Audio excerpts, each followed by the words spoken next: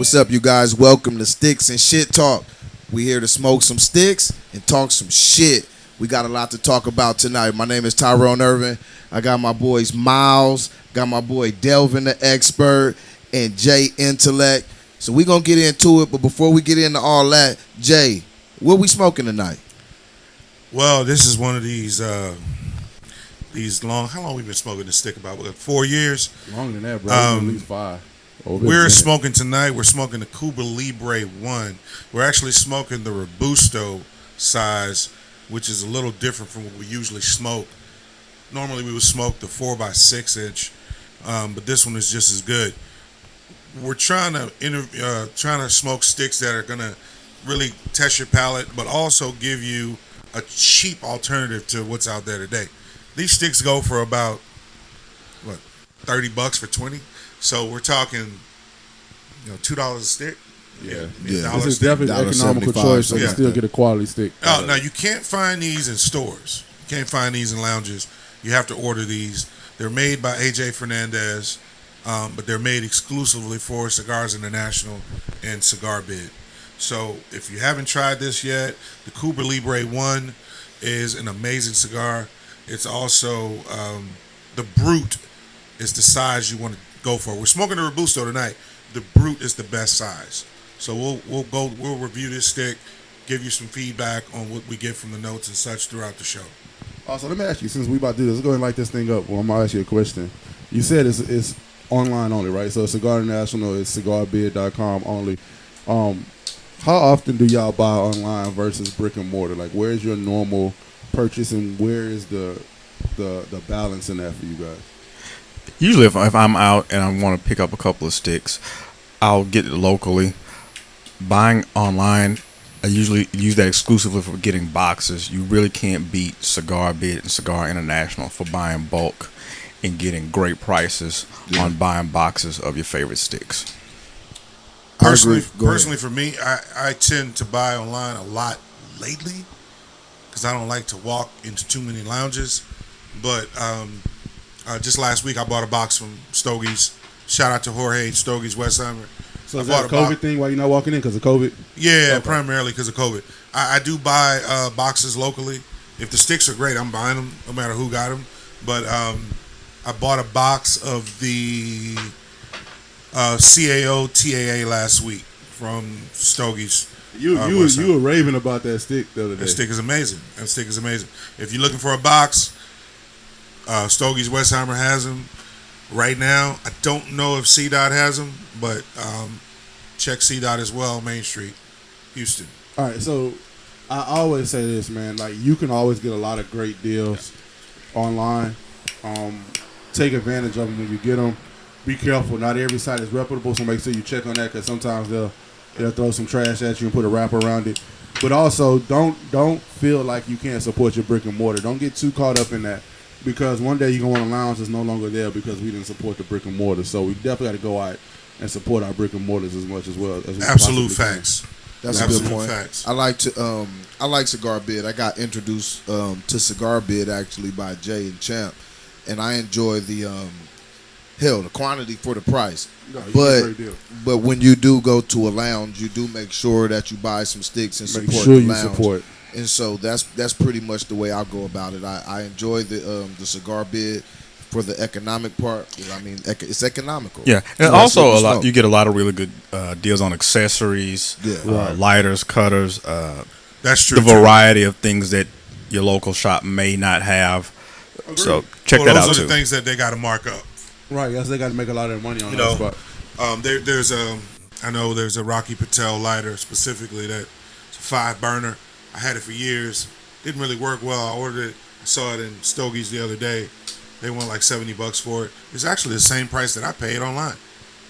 $70. But you don't like the lighter? You didn't like the lighter? I love the lighter. The lighter looks amazing. It's just that the lighter is not. At the time when I bought it years ago, it wasn't really a high quality lighter. I had to get it replaced at the lifetime warranty, but I had to get it replaced once, and even the replacement messed up. It was one of those. But I love the lighter, and from what Jenny and Stogie's is telling me, that they made a lot of changes to the inner workings of the lighter. and Okay. it works great now. I know another site I like is cigarpage.com. That's the site I go to. You can get some really good deals on some stuff there too. It's not like Cigar Bid. It's like Cigar National, but with a lot of deals on it. So you get some 5-packs, some boxes and stuff for some real good prices. I like that page a lot too. As far as your accessories, are y'all name brand accessories people? No, but I am a label person when it comes to accessories. I like. Yeah. Well, when you say name brand, what do you mean? You mean like, do you go or you target? Yeah, a do you specific target brand? a specific like the higher end companies when it comes to your accessories? I don't even know if Colibri is a high end company, but It's definitely one of the better ones. I tend to Definitely target a Colibri staple. for most of my accessories, Right. Because they just last. Colibri- They just Especially last. that cutters. Calibri's has a cutter game on lock. I agree with you on that. Yeah, I mean, I've had the same cutter like for years. I mean, short of I wish I could driving say that. over it with a tank, those cutters are gonna last. They don't, and it's not Calibri's fault why I don't have mine. I just lose stuff way too much. So like I lose. So the cutters I spend my money on because I know like the lighters I want to spend my money on, but I know I lose them too much. They fall out my pockets. Right. You know what I'm saying? They inside the couches all over cigar lounges around America right now. My lighters are residing right now. So I try to go there as much as I can. Yeah, I'm not a like a name brand whore when it comes down to like this particular name. I just want my shit to work, and I lose too many things, like you said, Yeah, I lose stuff, to really bro. get into. If it's good quality, I'll take it. Easy Right. as that. My good quality stuff. See, here's what happens. So, like, my good quality stuff, I leave at home. Like, I don't want to take it anywhere and use it. But then what happens is I lose the other stuff. I got to take it that one day. I got to take it this one time. Yeah, And then I got to lose bring it. my high quality And stuff. then I lose it that night, too. And I'm like, oh. Yeah. You know what I'm saying? But let's get to it. Zycar is a good brand as well. Zycar is. Yeah, I just Zycar. don't I prefer. don't like their lighters. I a don't whole lot. prefer their cutters nearly as much as I like Colibri Calibri. cutters. I had a bad experience with a Zycar lighter. It might have been the one. I just really hadn't been back there. But overall, they get really good stuff, though. They get great reviews all over the place. They're a staple. I mean, they're to cigar accessories what Nike is to shoes. I mean, Right, they're big. They're big. They're a staple. They're bigger than Colibri, right? No, they're bigger than Calibri. Yeah, I figured But that. Calibri's hot on their tail right now, though, I think. Yeah. Well, before we get into the topic, what are you guys getting from this right off the top when you light it? So, as much as I've smoked that stick before, I get a overload of spice on the front end from it. Not too spicy though. I don't want people to think it's just like bitter spicy. A little bit of black pepper and a lot of spice. That's what I get. Yeah, I'm getting that kind of like in the middle Yeah. middle part of your tongue. Yeah, and I the back. typically I don't smoke the Robusto size of this stick. I smoke the Brute, which is the 4x6 version. 60 gauge width, Oh, 4-inch, 60, 60 gauge width. That's the best size to me. But yeah, I get a lot of spice, some black pepper. You know, I don't like I say all the time. I'm trying to learn to get all those notes, the spice and the peppers. I can always kind of get those. I'm getting what I assume to be something really kind of oaky and woody. I don't know, I may be wrong, but that's what that's what I feel it is off the top, along with those spices that you guys are talking about. Yeah, little subtleties in there. Yeah. Yeah, I get what you guys get, the pepper. I actually like the Brute better as well. I feel like the draw on this, although I do like a open, looser draw, I feel like this is like a little too loose of a draw for me personally.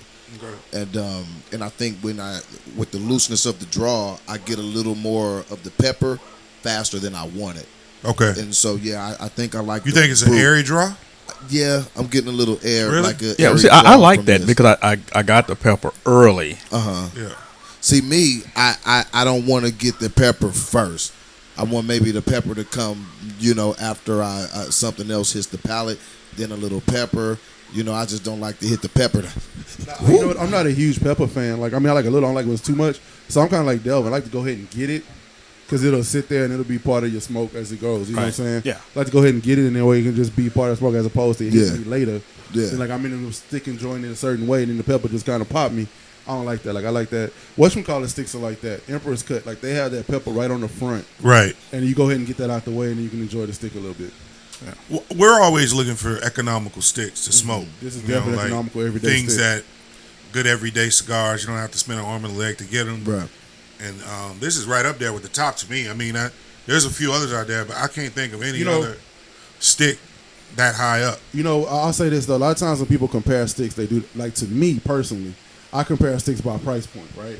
So Right. I'm not gonna compare a $5 stick to a $20 stick, Right. right? Nah. That doesn't make sense unless you run across a $20 stick that just feels like it should be a $5 stick, Right. or vice versa. You can right? put it up there. You gotta put it up there. As far as this goes with anything in that price range, that $2 to $6 mark, this is up there as high as you possibly can get Yeah, there's no for that question price about it. range. Yeah. And it compares well to the $8 to $10 mark. And when you meet people, they always say, "Well, I only smoke Cubans or I only smoke $20 sticks every day." You know they're full of crap. I don't care how much money you have, and I don't care how much money you can afford to spend. Yeah, whenever Everybody's smoking something. whenever I run into those guys, I'm like, right. Right. So we all have some economical stuff we go to sometimes, right? You know, I have some $5, $6 sticks I go to on a regular basis just to get you through the week sometimes. Yeah. Yeah, and we don't just want to review high end stuff because that's not fun to people who are just novice smokers who just really get into the cigar game and want to learn what to buy and stuff like that. There's a couple of sticks that we're going to review. Next week I'm thinking that we'll review the Nica Libre, Libre, yeah. which is also a great Yeah. economical stick. A lot of cocos, a lot of chocolates. Yeah. But you can't buy those locally either. But we got to remember, this stick is made by AJ Fernandez, so Right, so it's AJ going to be some good Fernandez is stuff. one of the best. Yeah. cigar And a lot of makers in the times, country. a lot of those brands make a very economical stick. It may not have their name on it like you think, but they make a very economical stick. I know Right. Fuente makes one that's like a $3 stick. You know what I'm Davidoff saying? too. Remember the private stock? Yeah, exactly. So like you can find stuff out there that's still good stuff. Yeah. Man, you can get a box of private stock for what, $80, $70? Yeah, something like that. And a lot of those times, it's just leftover tobacco from the high end sticks. So they put it in the on sticks and they get rid of them. Yeah. And you're getting a lot of the same stuff. So don't be hesitant to try, you know, something that you feel like is not quite as economical. I feel like it's more economical. You feel like I got to get an expensive stick to be a good stick. There are a lot of great sticks at $10. There's a lot of terrible sticks at $30. It just depends on what you like. Don't be confused by the peer pressure. Right. Right. Do you guys ever like I feel like right now I'm being biased because I'm used to the brute, so I already have a particular expectation in mind. So a different gauge is like, do you guys do that ever play with you? Absolutely. The same stick but a different Not me. size. Not me. I say Same this all the stick, time. different size does taste No, different. it definitely tastes different. You talking about expectation? Yeah. No, it doesn't mess with my expectation. Like whenever I say this all the time, people kind of laugh at me. My stick is like a woman, man. Like I'm not gonna take my time thinking about another one when I'm spending time with this one. Does that make sense? Yeah, Like, totally that's- sense. I do you know laugh what when I'm you saying? say that. I would I'm laugh not, again. now I may compare afterwards, but during the session, Oh, you kiss and Doing the tell. session. no, I'm comparing to myself. You know what I'm saying? Yeah, mental notes. Like, I might take mental no notes notes. afterwards, but during the session, I don't. You know, I'm not comparing. Well, that's Yeah. not fair to me. That's not fair to the situation. So, I Yeah. really don't. All right. But different gauges do taste They different. definitely Yeah. taste different. It You definitely get definitely different stuff tastes out of different gauges. And what I learned talking to some people, I didn't realize was when you go different gauges, you have to market it as a different cigar if you do it. Oh. If you do it, not so basically like this. So like for example, We got rodents on the lake. no, that's all good. So look, so for example, this stick, right? And we talk about the brute. The brute's a 60 gauge as opposed to what's this, a 40, 52, 48, 50 gauge. So to make it bigger, they put a lot of filler More tobacco fi- in yeah. there that doesn't have a ton of flavor, Yeah. right? Let's go change the taste, the taste Right. of it a little bit. Right. For them to make it taste the exact same, they have to put more of the flavor stick in there, which Right. changes the blend. Right. Now they got to pay a different fee. They got to market it a different way. This Wow. is FDA stuff. Right. So for you keep the It's a blend different the stick. same, it makes a different stick. Right. Right. So to keep the blend the same, you're gonna lose a little bit of flavor or gain a little bit of flavor here and there based on what you do to keep the blend the same. So you're not paying. And we know FDA now is charging what $35,000, $100,000, something like that for each stick you put out there, 250. whatever Okay. it is. So like Wow. to Each keep blend. that money down, it may come out a little different, but it's the same blend. That's what happens between this and the Libra. I mean, But the funny thing about this particular cigar is usually when you have less tobacco, you get more flavor. yeah, this one doesn't. But this one, on the brute, you get more flavor Yeah. and more tobacco. I think that's why I think Which they is- gave which it is a different name. Yeah. I think they actually make it with a different blend because they had that flavor in their brute. Yeah. And I'm not a big 60 ring gauge Me smoker either. in general, but that Yeah, brute me is either. nice and it's not long, so it But doesn't it's really. still a 2-hour smoke. No, it's a good hour and a half, 2 hours. It It's is a nice a slow 2-hour smoke. smoke. I agree with you. Easy. All right.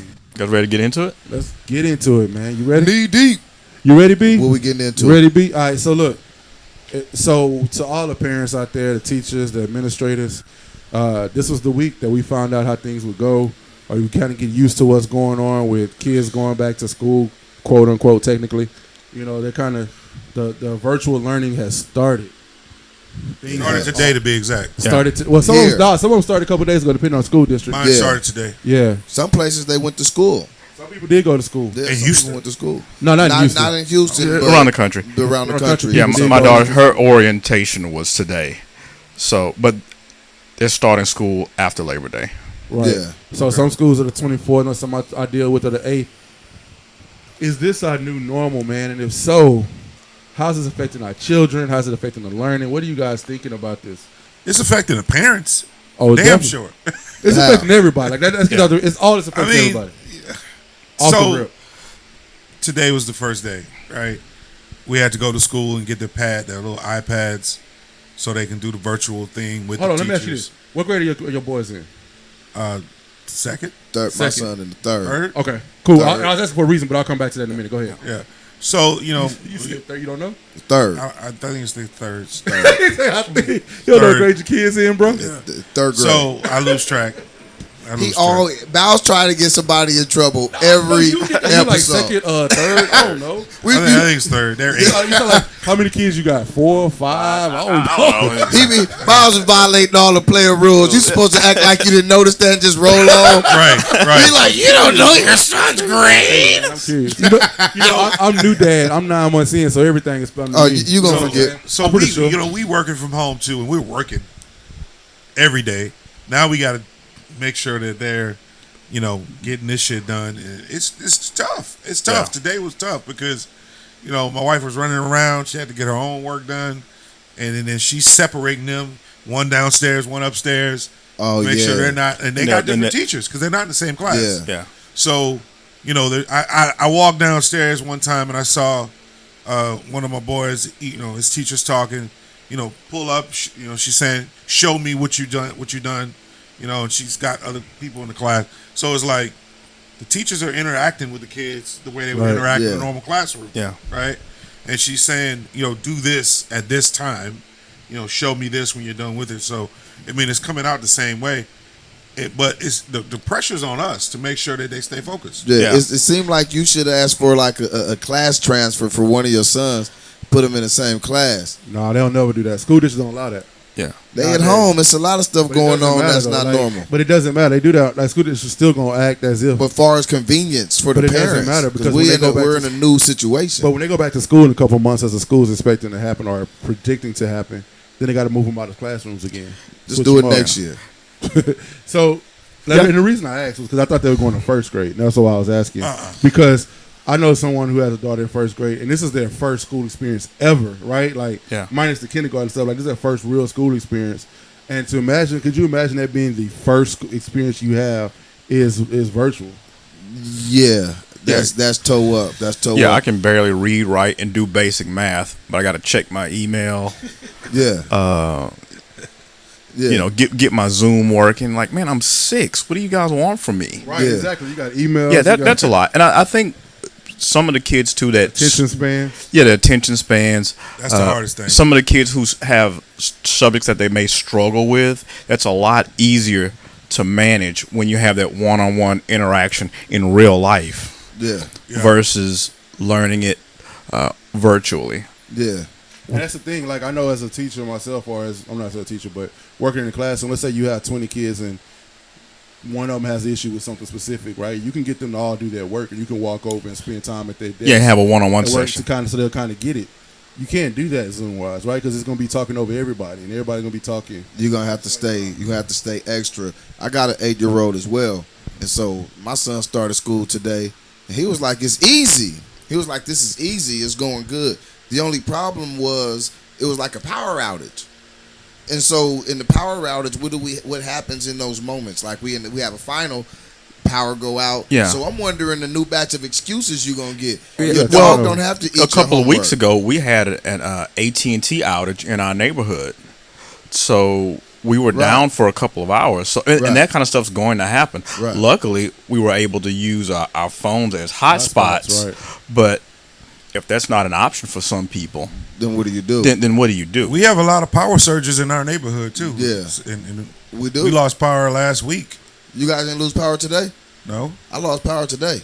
yeah, we didn't lose power today. And I wonder, like, what about the parents? Like, we're blessed enough, right? Like, your wife can be at home, and you're working from home, and you're working from home.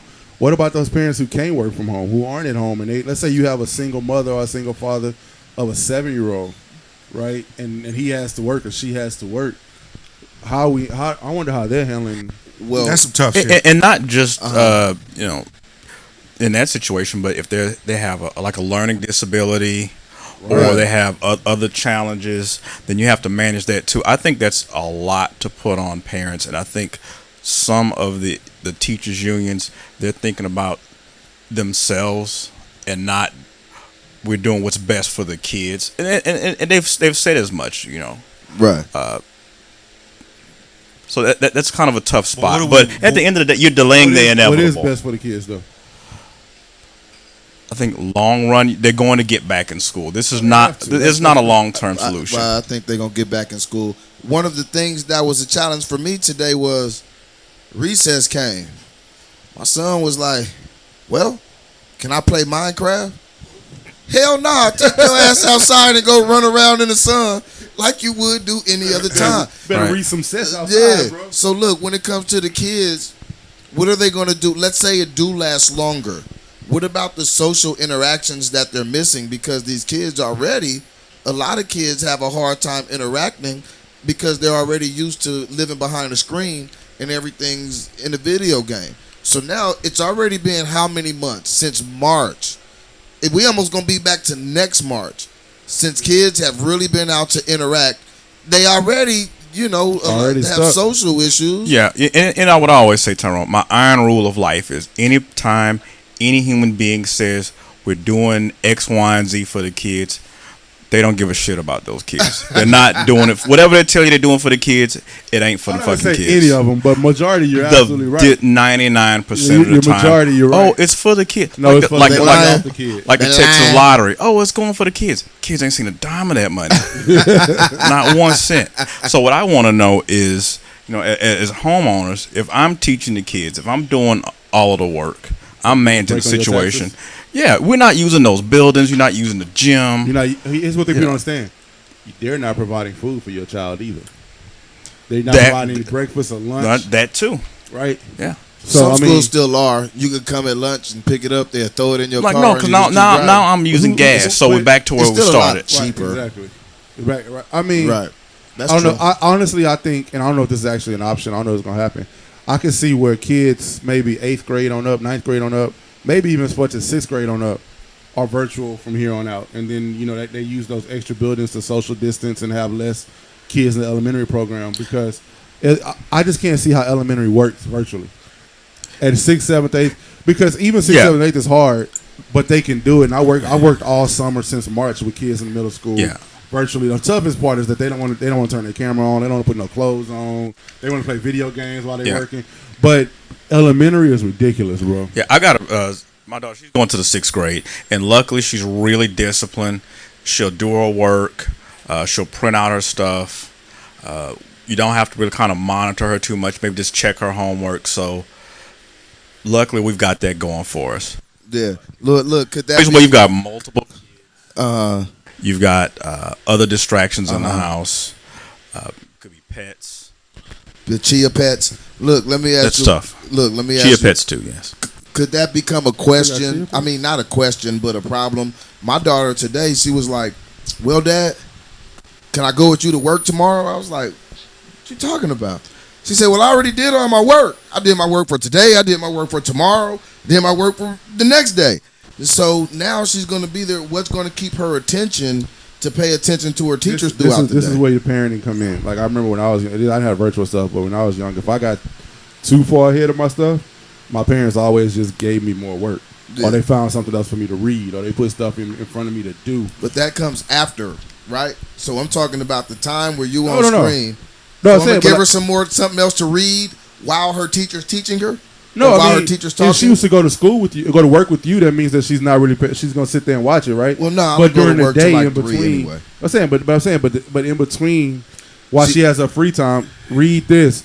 Do some more math problems. What I'm saying is, it's not the free time. She's not going to want to pay attention because she's already ahead on work. Well, if while she's the already ahead of teacher's work and talking. she's not paying attention, if she's faking it, I can't be mad. I mean, we all obviously did- don't want to do did what your that parents did. y'all don't want to do. Yo, bro, it worked. Whatever. Yeah, the elongated head worked. It works, Yeah. bro. So what about? Here's what I do know. It costs too much to feed these little motherfuckers. Yes. So being home with me all that day. single mother now, and not just us. Imagine that single mother Yeah. who's barely feeding them off the EBT now. It's not a joke. It's Yeah. serious. You know what I'm That's saying? some real shit. Yeah, we're going through that. We're like, man, we just went to the grocery store. Where's all the food going? But not on just the kid, but everybody's home all day. Yeah. Everybody. You know, and now me and Everything AC being used. yeah, out now there. me and Can I baby have a girl, snack? we getting into it because I'm eating Can I her have some lunch? snacks. Can I have a snack? No, I ate her snacks, so now she's mad. Oh, So- you wanted them to eat all the fruit You can't snacks? Williams huh? eat all your kids' snacks. Yeah. Delvin, you eat all the fruit snacks? I tried to explain to her it's the circle of life. When I was a young man, I came home from school and I'm like, man, you know, I really want this honey bun. And I get in the house, I open. Apple by your dad's a big. My dad ate all the honey buns. I'm like, dude, He that's said, man, fuck your little daddy. yeah. He's Fuck like, your little I daddy. bought those honey buns, so I tried to tell her, look, it's the circle of life. Now it's my turn to eat your snacks, and when you have kids, you can eat their snacks. But she's not feeling that. She's not with the shits right now. Drink all their milk. I ate some of my daughter's peanut butter cookies today. I ain't gonna lie to you, yo. Yeah, you know who's having a hard time as a student with the online teaching stuff? Bullies. What the hell a bully gonna do? Yeah. You know what I'm saying? Like, They don't have shit to do. You see a virtual bully don't messages. have shit Yeah. to Hold on, do. they're cyberbullying. Well, I mean, that's after. Yeah, but I they're mean, doing that too, you know. But they can't like push you up against the locker in the hall. You know what I mean? Yeah. You Well- can't even really mean mug nobody on Them niggas Zoom. on spring Nobody break know who like you a looking at. motherfucker. Yo, you know what? Yeah. I agree with Chris Rock though. The bully is very necessary in the educational process. It teach you. It make you tough. You think Bill Gates got bullied? Absolutely. You think what's my man? What's my Apple guy? You think he got bullied? Steve Jobs. Steve Jobs, he got bullied? Absolutely. Oh You yeah. think Bezos got bullied? Absolutely. Look at these motherfuckers, man. Look at them. All the cool motherfuckers work at Foot Locker. So you take away So- away the bullying. Full referee And social uniform. distance. So Talk about what So- Dave said. Looking like a referee and He everything. look like the- he looks just so that's another topic that we'll have to get into. 40 years old. And Foot Locker. he walk around with a whistle in his mouth all day. So we'll have to talk about that peaking in high school. Peaking in high. You can't even do that no more. Shit, people still peak in high school, bro. Well, yeah, you know what? I see a long-term problem now that you mention that. You keep these badass teenagers in the house, it's gonna be a whole lot of breaking out. It's gonna be a lot of extra stuff going on. No, you no can't doubt. keep people contained Yeah. that long. Yeah, even right now, you know, the little one, she's getting cabin fever because she's in the house all day, every day. She's like, I watched everything. I've done everything. I've eaten all the snacks. You should get her, I need a you vacation. should get her a boyfriend. You know, now I'm already having to get guns and explosives. It's, yeah, Miles wanna it's get not gonna be somebody in good, trouble. man. Yeah, get her a boyfriend, man. Yeah, it's- I'm- What I'm- grade is she in again? 6th grade. What's We Sixth gonna grade. jump Miles when we need to. I'm not saying get her an older boyfriend. Get her a 6th grade boyfriend. Yeah, I mean, I'm whenever she does start dating, we're gonna know do the it's- show at the house. We're gonna all have on bunny slippers Hold up. and wife beaters. Oh, It's no gonna be doubt. bad. It's We're gonna on. clean guns. It's gonna be. We're you gonna know, be there, and I know what school she go to. She can't get a boyfriend over there. yeah, bro. it's like Don't do that. No, No. you know what? She can't get a boyfriend over there. Not the school she going to. Okay. I wonder if you could pass notes because on Zoom you can still You, leave you, notes. you can send messages to private messages. So you gonna send love? Oh, they letters do it all on the Zoom? time. You know how I know, like when I was working with kids, like you all of a sudden you see 3 girls snickering out of nowhere, so you know that they sending messages back and forth. So you know what I mean. So do they still do that in school? Like, I like you. Do you like me? Check yes or How no. do no, you they do hit that the on DM. Zoom? They hit the DM. Oh They man, hit the DM I nowadays. Can I get your Instagram? What's your Instagram? just dated You myself. know what?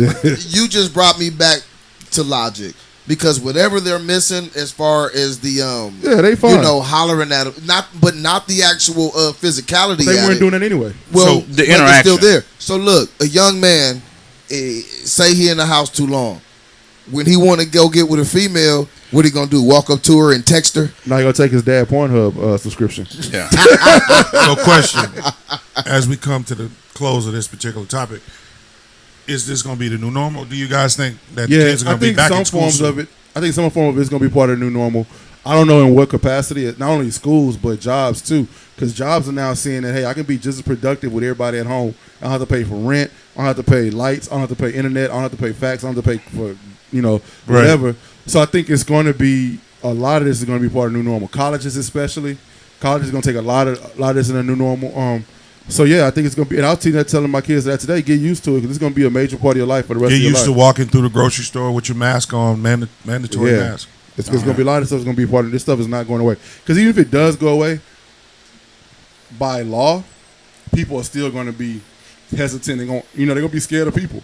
So it's going to people. I'm not comfortable. All I gotta say is I'm not comfortable. Nobody's going to make you do it anymore. Right. Yeah, and that kind of leads into our next topic, the DNC convention that's going on right now.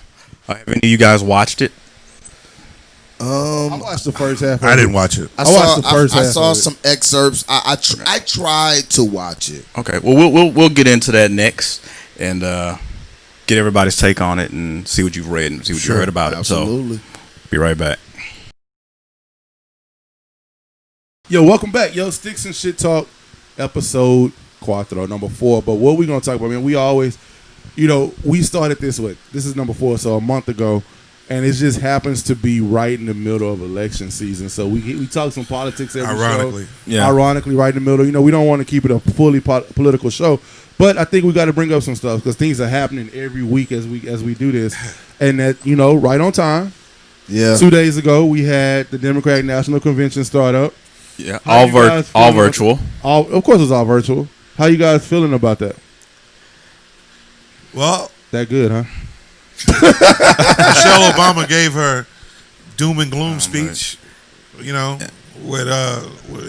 when it comes to Trump, and they had a lot of Republicans speaking in the DNC. No, I agree. John Kasich spoke. A lot of never Trumpers, which like Delvin said, which shouldn't be a surprise at all. Right, it's a surprise to me. And let me tell you why it's a surprise. And I'm gonna say this.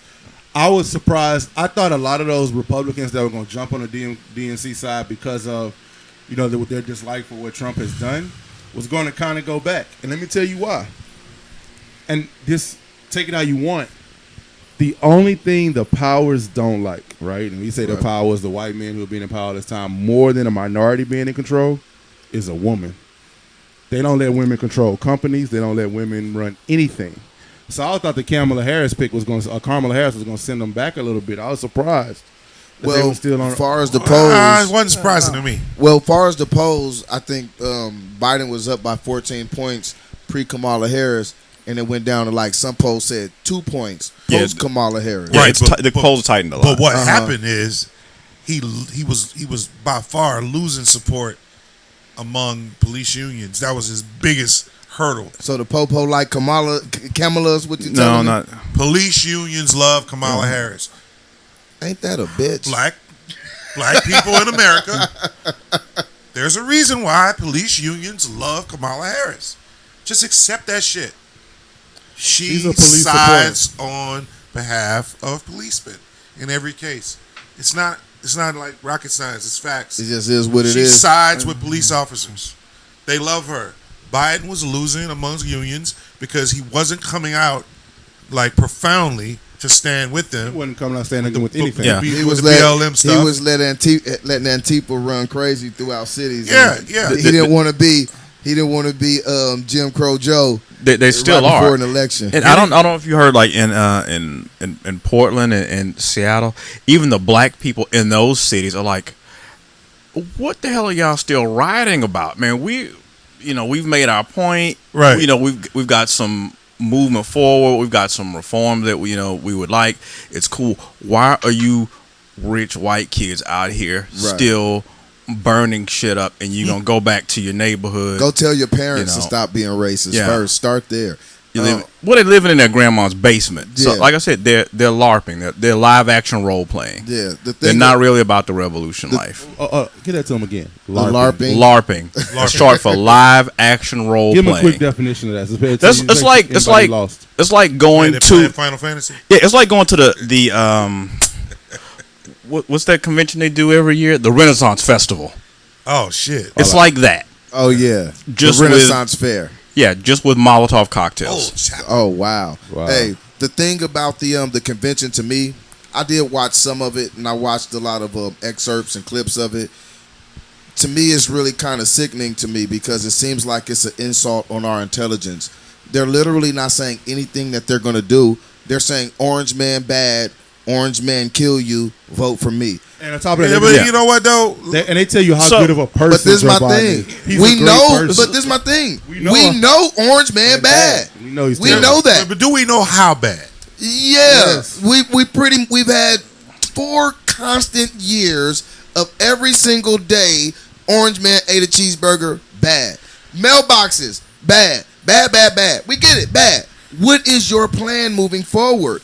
And they're not even talking about that at all. That's like an insult on my intelligence. No, but I think that's a tacit admission that nobody is voting for Joe Biden. Nobody. His wife, maybe. Nobody's voting for that's a him. tough So maybe. That's a tough maybe. so then the question gets to: has any candidate ever won being the guy that says vote for me because I'm not him? The anti. Well, Yeah. we always get the anti. I just don't. Well, I don't want to say always, but I Most don't of the know time if it's we've been, gotten the anti. Yeah, I don't know if it's been so fervent as it is We've never now. won with the anti though. But Yeah, has anybody now- ever won with? Not in my lifetime, because I know the Well, only Democratic presidents we've had in my lifetime, of course, were Obama And Bill Clinton. Well, And I well, know- And that's it. well. A lot of That's it. Obama's People- appeal. People voted for Obama because they were anti-Bush. I think No, that but- we're but- in a but time no, where but Obama Wait, said, do "Hey." you guys remember how much people hated George Bush? No, I agree. Yeah. People hate Trump so much they like George Bush now. That's the problem. Yeah. But I Yeah, agree true, with you wholeheartedly that happened somewhat. But people really were for Obama. They were for the aldermen. They were for the Well, senators. he could How many tell people- you, "Hey, vote for me because I'm going going to do this, and this." Whether he did it or not was a different thing. Yeah, but he could say it. but he had a platform. All Joe Biden is doing is saying, "Vote for me because I'm not Donald Trump." Period. And then, but let me ask you guys this: how many people voted for Donald Trump because he wasn't Barack Obama? But Barack Obama wasn't running. But I agree with you. But a continuation. They said Hillary That- I Clinton think you had a is a good- continuation of Barack Obama. I don't think How they many said people that. voted against? Okay, I let me think they read. said Hillary was a continuation of Bill Clinton, and I think a lot of people voted against that point. I think people would But call I- her a continuation of but I Barack think- Obama. Her name was Barack Obama 2.0, and now it's Kamala Harris is Barack Obama But I think- 2.0. I thought Biden was Barack Obama 2.0, but All these damn 2.0s, and you But I look, think- they still equal a big ass zero. but I think that you had like, whether you can say what you want to about people voting against the Democrats for Trump, there were some people that did that because they were just mad that they had a black Right. president. But Trump, as much as he ran against the Barack Obama thing, Right. he could come out and say, "I'm going to do this," and the things he said, whether they were blatantly racist or they were wrong or crazy, he talked about the wall. He talked about he brought up some platforms, whether you agree with him or not, Right. which most of us never agree with. He could say, "I have a plan to do this. I have immigration. I want to do this. I want to do this." Man, Biden Well- hadn't said one thing he wants to do. Well, he did say one thing, and I want to get you guys' take on this. Biden is saying he would want to have a national mask mandate. Now, right now, it's a state thing or it's a city thing, but he wants to do a national wear a mask mandate. Now, how are you going to enforce that? He want to see I protests. I in the don't. I don't streets. know. They're enforcing it in certain cities and states, like places in California. it you should be can't- a national. I mean, it should in be a New York, mandate. they have it. You can't be outside in public without a mask on. You'll get a fine. So let me get this straight. You can. It's safe to not wear a mask. I don't know. Looting or in Oregon or No. I'm serious. No, I agree with you. But right now, they just happen to be. It should be a national thing. They just happen to be state mandates. But that's what I'm saying. Who's So going? if you can, what if you you're can enforce enforcing? it, if you can enforce it statewide, you can enforce it national. You can't. I mean, they were burning down L.A. a couple of months ago. And that's what people see now. They barely have enough police for basic crime suppression. It's Except no. in Texas. Yeah, is no way you're going to be able to enforce. Well, There's no national police force. Well, I think we have to remember too. I mean, news goes so fast. Let's remember about 2 months ago, people were protesting because they had to stay in the house. They were storming Capitol buildings and city halls and With shit guns. like that with With guns. guns. You really think that people are? But see, we talking about No, people's people aren't gonna obey liberties it, as but- well. People aren't going to obey it, but shoot, how many laws do we break every day in our car that we don't obey? We don't Well, obey. even in Washington State, a lot of the police chiefs, even here in Texas, they're like, "Yeah, I'm not going to enforce that. I got better things to do." And that's very. But there are federal laws that they don't endorse as well. Who's They don't Who's enforce going? as Since well. there's no federal police department, who's going to enforce it? Well, yeah, That's that'll be my hard point. federally, and then too, there's something else. Getting back to the convention. Well, people, if you don't know, because don't be mad. Just go ahead and accept it. They're going to be mad. Well, everybody's going to be mad. Kamala Harris and Joe Biden, Donald Trump, and Mike Pence have all greatly contributed to systematic racism, and all four of them are Republican by policy.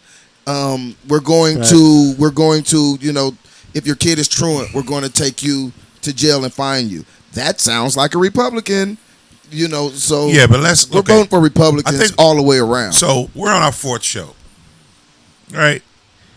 People have contacted me about our discussions around politics. People get on me all the time. And they always say, like, fuck Miles. I always say fuck me. That's fine.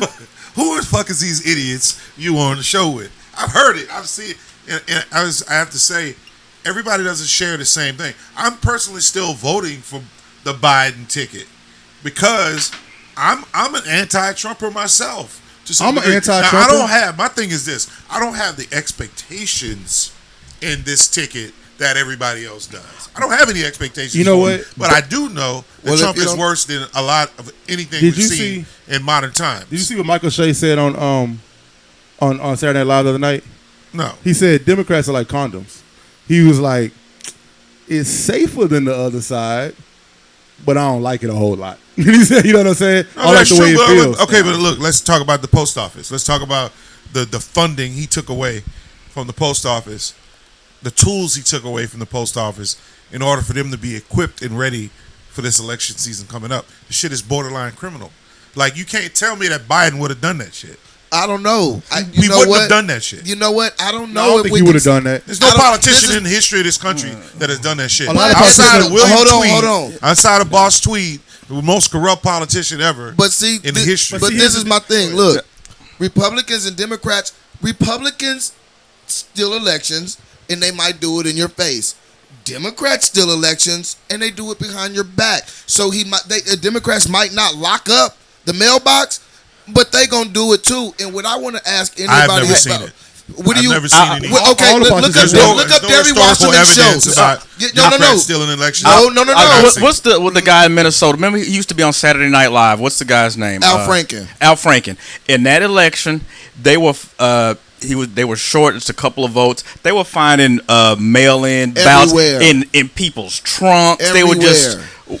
It was called ballot harvesting. So my issue is once you mail off, who's the mailman or the mail lady? They're human beings. Here's my issue when I talk about the system and voting in general. That I question all that before you talk about policy and Republican Democrat.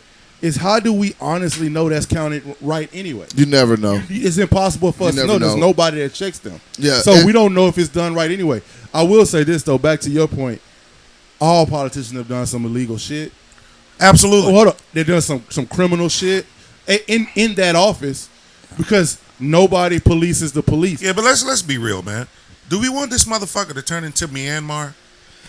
Do we really want to have factions like in Venezuela where we got fucking this faction over here fighting against this government, this faction over here fighting the government? Do we really want to go to that? I think that's overstated because I don't think so. I'll tell you why. Go ahead. If you do mail-in voting, if I wanted it to be in question on a national level, right, I would do mail-in voting. You wouldn't find out who won till January. You're not. And this it's gonna be a complete shit show. This is my thing about the Miramar comparison. We still have checks and balances. Everything isn't predicated upon the president. I do see a lot of things that are, but there are still checks and balances. If they a would lot of come things back, that are now. yeah.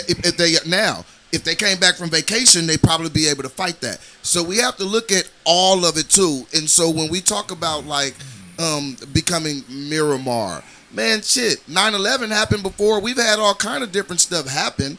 We've had different conflicts. We've been afraid of war before. We've been afraid of North Korea before. Right. But So the what one I'm thing saying that is, separates us is from what? other countries, period, is the peaceful transfer of power. But we're guessing there's not going to be a peaceful transfer of power. We're not guessing there's not. I didn't say there wasn't going to be. I'm saying the things that he's putting in place right now is going to lead to a non-peaceful transfer of power. Well, let's see. This is the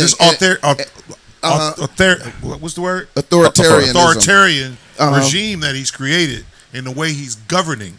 He's not governing by inclusive. Well, this is what I'm saying. I look at both sides of the paradigm. I'm definitely not a Trump supporter. But at the same time, I understand that the Democrats play a lot of games, and then they both play games.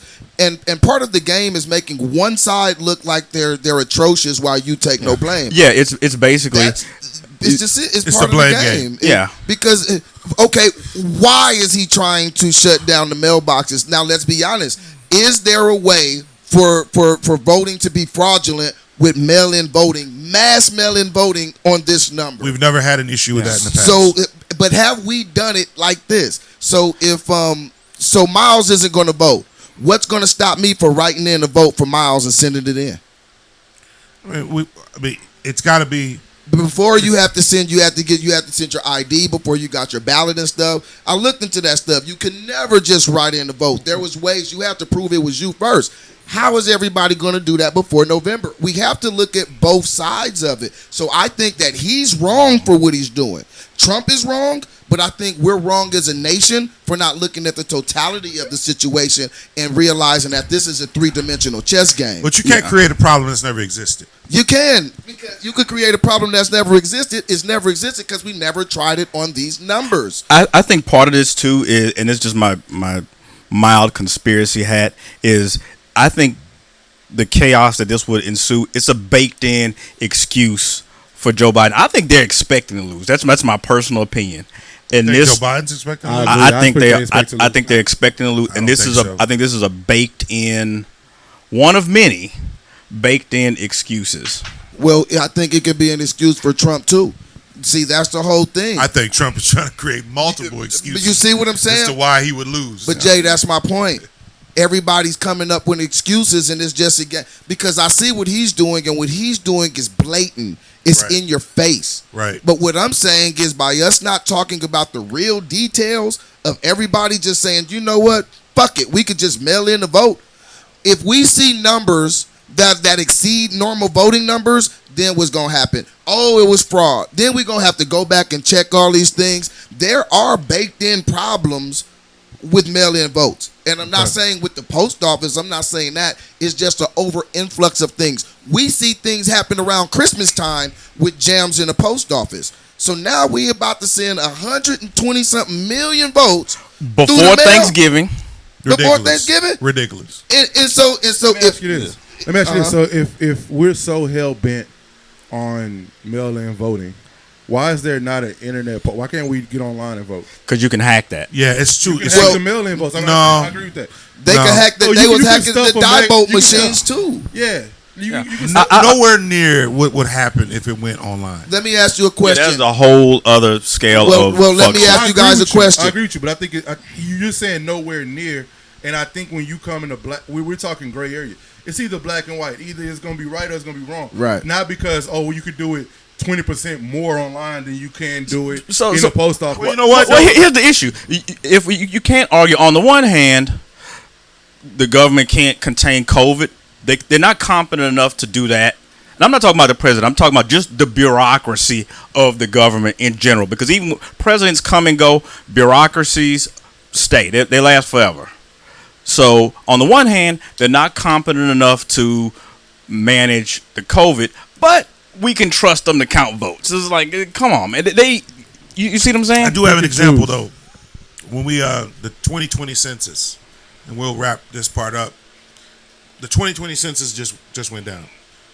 I was able to go online, type in everybody from a household. It was a secure government server. It went straight to them. Bam. I got something in the mail first. I could have done it by mail, but I did it online. It was smooth. I had no issues with it, right? Can they create something around voting like that? Who knows? Problem with it is voting is determined on a state level. It's not. That is not true. a federal thing. The census is federal. So can you bring voting to a federal level and make the federal government responsible for all voting in each state? That's a heavy. I think states would fight it. States would fight. Here, let me say something Station real fight. I quick. think if we could find a way for us to not be able to share common website shit where people can't hack you on the website, you can find a way to where you can't get. They hacked. got a whole dark web, not a half a dark web, a whole dark web. Yeah. Look, My personal opinion is if you can go to Sam's in person, you can go to Walmart in person, you can vote in person. I don't buy that one's more or less inherently dangerous than the other thing. I don't buy it. This is what confuses me. In the height of the coronavirus, see, everybody has these very short memories. You guys don't remember primaries 2 months ago when they were encouraging people to go vote. It was okay then. Right. During coronavirus, when we didn't have a clue and everybody was afraid. In Chicago, they had. Well, we already know though that that primaries, the Okay. amount of people that come out to vote in primaries Still, is you're nowhere having near people come out to the vote. election. But who was those primaries for? Okay, so we got to look at all of it. This is three-dimensional chess. It's not just the way it looks like. Well, bad this side, good this Yeah, side. but you already they're, know they're that both bad. The Look, amount of people that come out for the actual election one more versus thing. the primary is one more way thing. more. One more thing about stealing an election. I think people forget about these things as well. In Iowa, during the primaries, the Iowa caucus, Pete Buttigieg, it ended up people find out that his campaign paid the company who created the app, who counted the votes. Did you say booty gig? But that's what he I'm Buttigieg. gonna leave that right there. Okay. Buttigieg. But you see what I'm saying? So Yeah. one thing is heavily reported, one thing isn't reported at all. But is there any a conflict of interest if my campaign paid for the company that create the app to count the votes? It's definitely confidential. So that's what I'm trying to say. We see this stuff happen, we just don't pay attention to To it. close out this particular segment, just I guess this is a yes or no.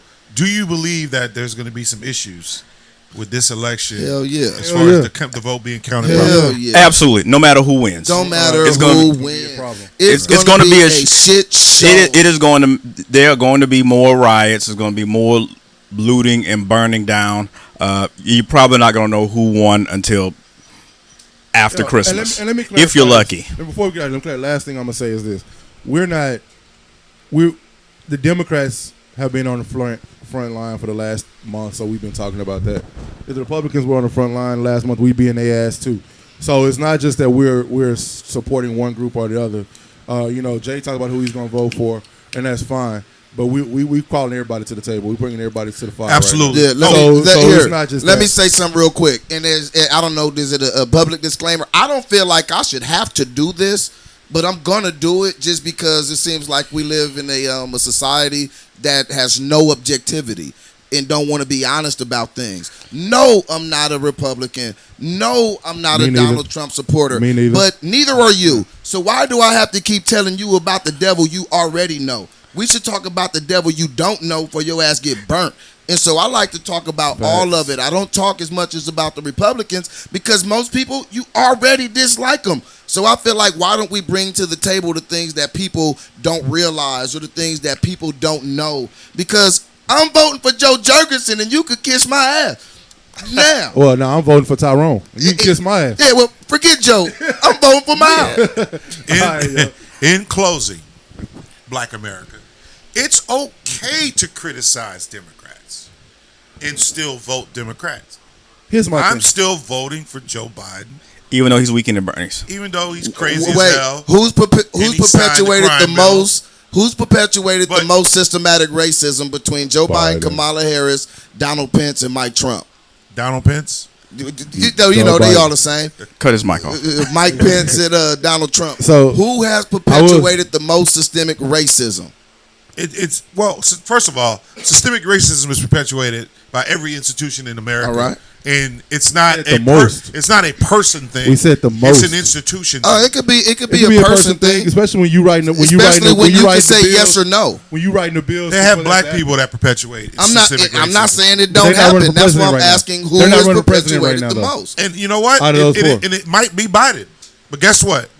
Biden is not running an authoritarian regime. He's not trying to remove tools from the post office to steal elections like in your face.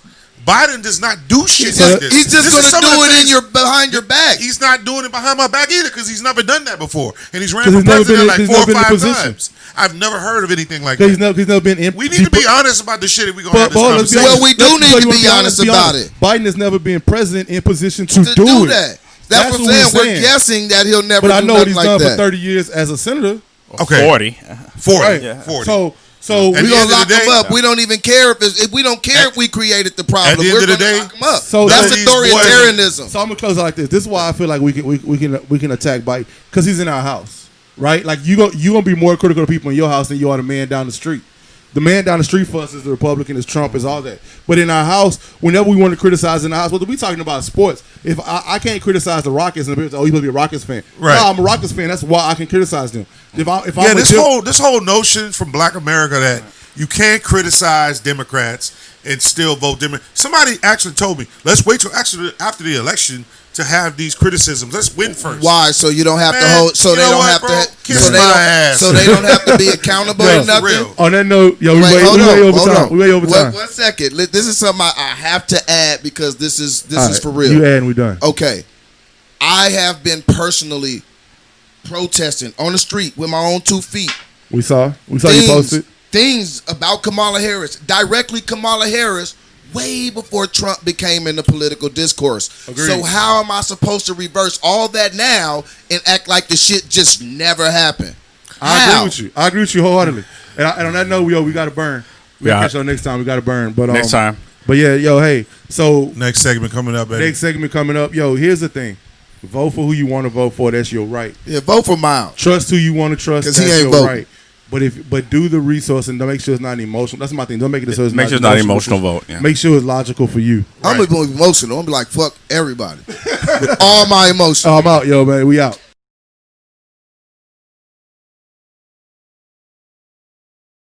So we back at it, man. But we know we about halfway through this thing, man. Let me know, man. What y'all getting from this stick? I'm gonna ask you, Tyrone, because it's your first time smoking this size. I know you said you smoked the Brute before. Where you at right now? You had a problem with the pepper at first, but where we at right now with it? You know what? I'm not getting so much pepper. I don't. We need a microphone. Can I get? Don't talk to the lighter. Lighter does nothing for you. You know what? At first, I was trying to smoke the microphone, and then I was trying to talk into the cigar. I got you. Yeah. Pause. Pause. All right. You know what I mean? The teabag party of America patriot. When I get out of the cigar, I don't get so much pepper for some reason. I don't know. It was on the front end, right? Yeah. It was on the front end. You hated it. I tried to give it to you. You don't want this. But I got it. You fought it though. I fought it, and it fought me. But we found a happy medium, so it's not so peppery. The draw is still just a little bit loose for me. But otherwise, it's a decent stick. I'm getting an even burn. I haven't burnt up my jeans yet. I'm keep remembering the ashes. Yeah. And, congratulations. Yeah. Shout out to Champ. You know what I'm saying? So we don't burn his furniture up. We got to give a shout out to Champ. Champ Singleton is our director, man. Champ Singleton. And he has offered up the estates today. That's why we're on this patio today getting this done. And the reason we do this is because we want to show you the different ways we smoke. We're not always in the lounge smoking. We're not always, somewhere nice smoking. And we always not talking about nice stuff. And we don't always have on fucking sport coats and smoking jacket. No, a lot of places you go, that's it. And there's nothing wrong with that part of the culture. I actually like that part of the culture. I only have one sports coat, and it got elbow pads. They call it patches. Yeah, I remember your mama made that jacket. So we were so the reason that we do is because we smoke on a daily basis. So we really smoke. It's part of our relaxation. It's part of how we get through the day. Cigar therapy. It's our cigar therapy, man. So when y'all think that people out doing stuff, women, when you think your husband or your boyfriend is out, this is what we do it, man. We call it Bible study. So but speaking of which, man, Delvin, you got to talk about this, man. We talking about men and women, women and men dating. We have a little running joke going on. It's not really. We didn't start the joke. We just perpetuated. It's a PSA. It's PSA. It's actually a PSA. What's but the PSA? it ain't tricking if you got it. It's a lie. That's a lie. It That's a very lie. much so is. It's still tricking. I define tricking by if you pay for her time. Everybody pays for a woman's time, but if you pay for her attention, you tricking, bro. Yeah. And so, with that said, Hardcore. somebody made a post that got kind of, I don't know if it's viral, it just kind of got out and it got to me, and I shared it to the guys. We decided we're going to talk about it today. Delvin, run with it, bro. All right. So the post was, I feel like a man should spend $1,000 minimum on the first date. I don't even know why the fuck we talking about this. So no, look, it's a larger point. To be honest with you. It's a larger point. It's a larger point. Yeah, Let's so go to life read the lesson. post. So here's the post. If you're not familiar with Derrick Jackson, this sounds like some shit he wrote. I'm still convinced he wrote it under. This is A burner ghostwriter? account. This is burner Kevin account. Durant burner Burner account. account. Yeah, this is third account. Okay. So this is Derrick Jackson. If you can't afford to spend $1,000 on the first date with her, you don't have any business dating or going to go pick up a second job because you're broke. A real nigga, any real nigga would cash app her money for an outfit to wear on the first date because he don't want to see her wear some shit other niggas had already seen her in. He'd send her an Uber or an SUV to pick her up for dinner, order appetizers, entree, rounds of shots between drinks, and after that, he should take her always to catch another spot, get a good vibe, bottle section. So that's another $500.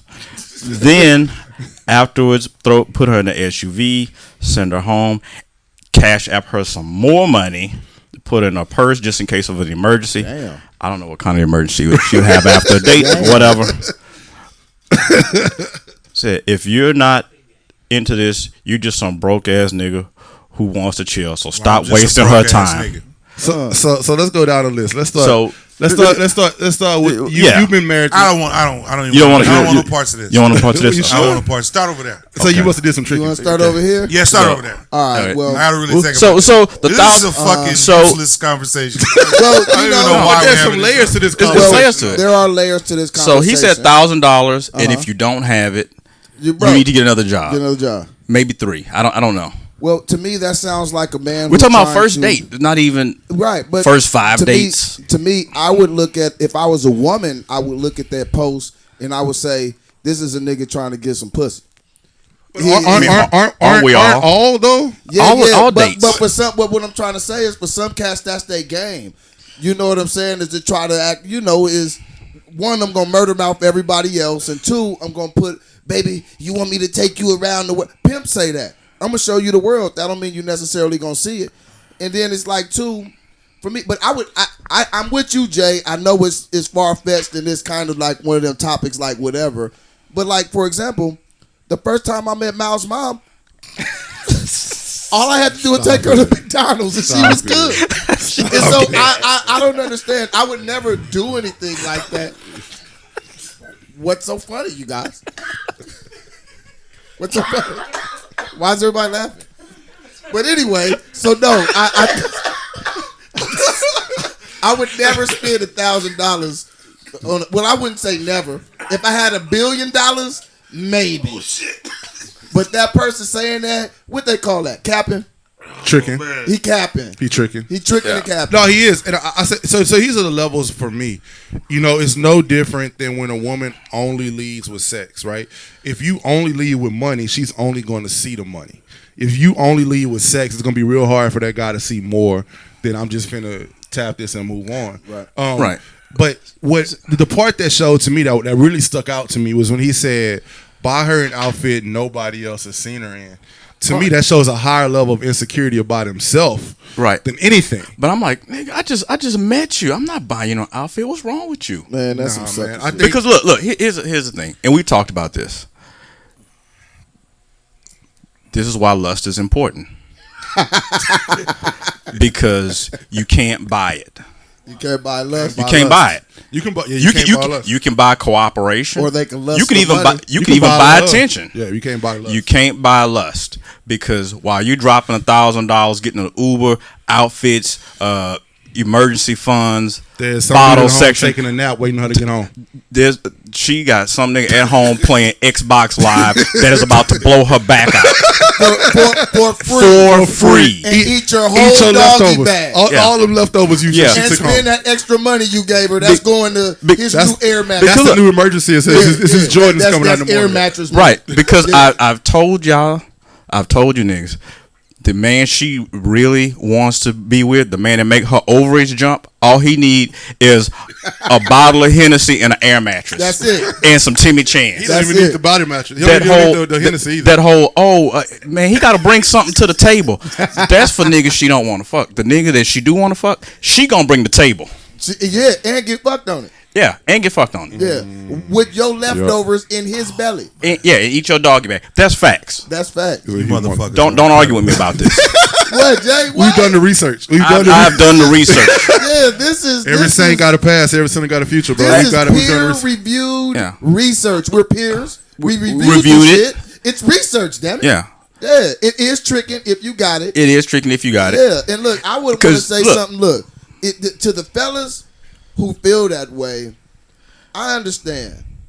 Rejection is hard. But you got to get some game about yourself. What they call it, some moxie. Get you some. You got to get But thicker. here's the You got to deal, get a thicker Yeah, you skin. gotta get some game. All four of us sitting here, and we say like we've all been rejected at some point, and it started early on. Yeah, Shut up, and Tyrone. you know what? So we've all been. It started way back in middle for school. yourself. Yeah, you know, and Nigga, you know what? Shut up, dog. But look, You gotta be saying N-word. I promise I say N-word on this podcast. You gotta be calling you all kind of shit. So look, Because you've been rejected and I know. I've had my rejection. I've had my rejection. They make me better, bro. I ain't tripping on that. We've all had our rejections. Yep, and you got a long way to go. I'm good, Say bro. who? Who? Say who again? but don't you realize everybody who rejected you, didn't the Lord put obstacles in their path? Man, I Then they appreciate try to the come back. rejections. I ain't gonna lie to you. I appreciate it. Yeah, the law was making you dodge a bullet, man. Oh wow.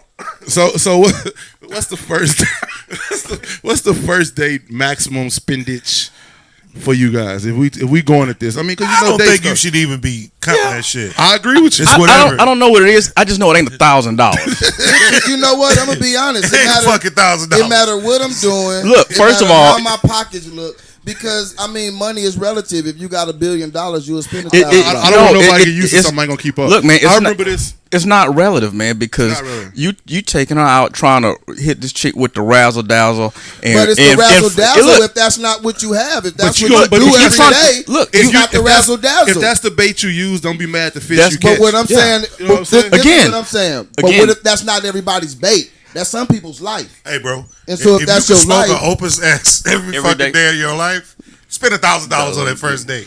But if that's not your life, stop doing it. Because that's Man, not my life. look, all I I'm got saying about $5 and all I'm maybe saying, like look, most a of those wet piece of paper. Look, most of those dudes that would do something like that, they spend it on chicks that's washing themselves with a broken piece of hotel soap. The little piece. They dating down. They date down. They dating You know what this down. remind me of, dog? You know, don't be building people up, man. Kobe with the You hotel. said, Delvin, Kobe with the hotel don't build worker. her up. Yeah. Don't Kobe with the upgrade her. hotel worker would be a really good example. So Delvin, you saying don't upgrade her, don't upgrade no female. Not even okay. So I remember this. I was in the gallery. This is years ago. Man, I must be in my 20s. I remember I was in the gallery, just in there walking around, and there was this girl. She was bad. I ain't gonna lie, she was bad, and she was shopping in Gucci or Louis or something like just in there buying her own shit. And this dude walked in to talk to her, and he was like trying to spit game or whatever, right? And I was looking at this shit through the glass, and I'm like, bro, that's a bad place. You should have called down to food court, because now you got to keep her at Gucci and Louis level. That's what Yeah. she expected from you. But see, here's the joke with that. That bait she's using to get you, that's a depreciating asset. Yeah. Very much so. Because The WAP is depreciating. because look, here's the thing. She's taking baths in vinegar. Look, that vinegar bath, you know. But look, here's the thing. If you let's say you do have that kind of money to burn, let's just say you do. Okay, fine. Right. Jeff Bezos level. Right. I'm going to be richer in 10 years. You're not going to be prettier. She might be if you pay for everything. Yeah, if Never you pay happened. for it, But the cooch ain't gonna get no better. The wall well, they got always surgery for that too. the wall always Ain't gonna get no wins. better. It ain't. I think there's a ceiling on coochie. Have we talked about the wall? I mean, have you ever just had some coochie that was just so great you forgot everybody else? No, that's a ceiling on coochie. It's like a ceiling on sex. Like, it's great. There's no ceiling on mouth though. No, it's no. That's a ceiling. Bro, let me tell you, No, man, sex it's a period. fine art, 'Cause dude. If you have sex, Whoa. So now as we great as it talking about is, a ceiling on mouth. It's not $1,000. Look, for a There's a thousand. ceiling on mouth. Listen, I don't care Listen, how here's the great thing. it Would is. you pay $1,000 for the right mouth? No. No, You lying? No, You lying? but there's no Don't lie ceiling in on front it. of the- Do not We're lie talking at this about political quality home. here. I'm talking about. Here's the deal. Look. I don't care how great They lying. the sex is, the mouth is, whatever you want to call it. After you've had it 10, 15 times in a month, it's just mouth. I don't know. it's just Mouth- a regular old sausage. Okay. No, mouth. Regular Okay, cracker. so- Mouth could change That identity. is bullshit. So look. That is bullshit. bullshit. I'm with you. Mouth can bullshit. change identity. So look. Let's do this. Let's do a proof of concept. Let's say we've got to get to a point where the $1,000 on the first date is justified. What has to happen on the first date for the $1,000 expenditure to be justified for you? We have a contract that she's going to give me back $2,500 the next day. Okay. Because I'm not spending $1,000. Man, it sounds like money laundering, which is illegal, but okay. You asked. If I would spend $1,000, I have to have a guarantee on my return. Okay. Hey, players fuck up too, man. Just not me. Hey, my cousin married one of his bottom bitch. Hey man, you on camera. Hey, Tell man, all your so family what? business. They said they know who they are. Married his bottom bitch. Oh, now Look, he's man. worried about your family business after earlier he tried to get you kicked out the house. So question: is marrying your bottom bitch fucking up the code? I don't know pimp rules, bro. I ain't never lived that life. No. He was a is- pimp. No, Obviously, is I mean, he I done agree. pimping? I don't know the pimp rules. Is So- he done pimping? He's done pimping. Well, no. He married his bottom bitch. But I thought that was the whole retired. point of who she was. Like, in the bottom bitch's girlfriend anyway.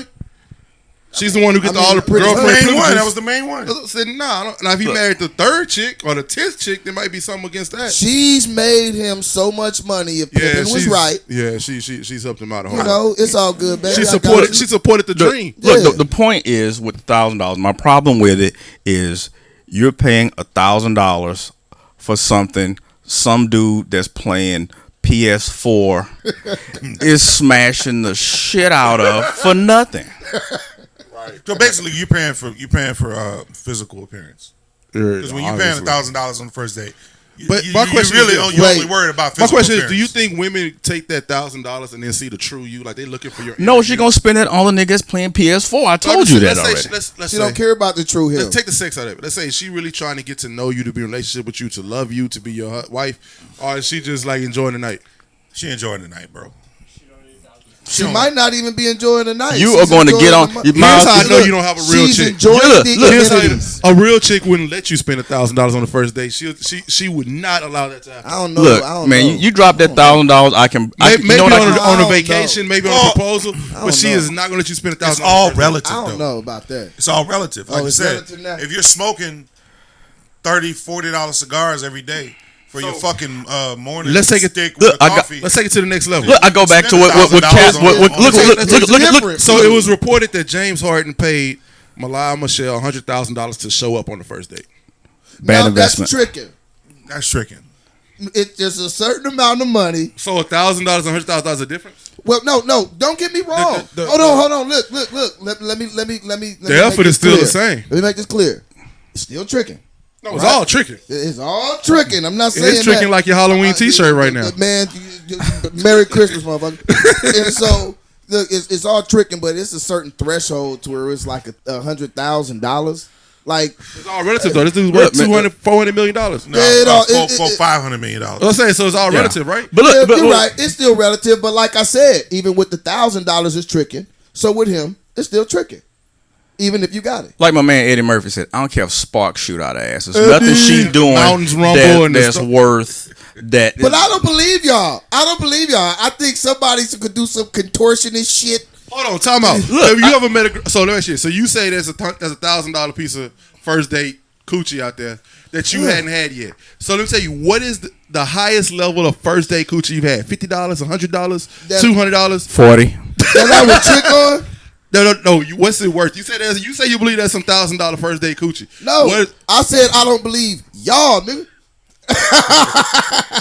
You don't believe we wouldn't spend it? No, I think y'all would spend $1,000 on the right one. I didn't spend fuck outta $1,000 on my here. car. If it was available. I didn't spend $1,000 on my car, so I know if it was. Watch, we gonna get what are y'all gonna Fuck get? outta here. Where do y'all gonna get blasted in the Nope. comments? Go You ahead. spent this rent money on me? Pull up. Nope. You gonna drop that $1,000. You know what's gonna happen at the end of that date? She gonna say, "Thanks, buddy." Thanks, buddy. Well, And you gonna here, get a kiss She'll on get the a cheek. side hug. You'll get a side I'll hug. put it to Not you even a guys side like hug. this. It's gonna be Go worse buy than that. some stock. Pat on the You back. gonna get a church hug. Let me here. I'll give you an honest answer. I don't have the money to go spend $1,000 on a If you date. had it, you might. Maybe if I had it, if that's I the think way I'm living, there's a way to if spend that's what I'm $1,000 on a doing date. anyway. I think right. If that's what you're doing, there's a way to. You can go to a restaurant and spend $600 on a steak dinner. Like you can do that if that's what you part of If your that's normal what you're thing. doing. But it's the way it's done. It's the way that he put it that I'm just gonna give you all of Well, this. he was a sucker. Okay, then. But you know what? Here's the thing. What the thing that's missing is you're not valuing yourself to say my time is worth something too. That's so- the part that's being missing. So you looking for some prostitution? No. So for that 1,000, you want a little bit of a little thing. No, in he's return. just saying that like it's not just me spending time as with a- you. You spending time with me too. Reciprocity. As if I'm dropping $1,000, I'm the value in this So let's fucking say her equation. coochie is You worth prove $1,000. yourself to me. You prove your worth to me. If her coochie worth 1,000 and my penis worth 800, then you get a $200 date. Well, my dad always told me that dick and pussy are equal. Facts. No. Now I think we're gonna wrap it up on that one. Say that's gonna be the wrap. Say it again. So question. Would you spend it? 1,000? Yes. No.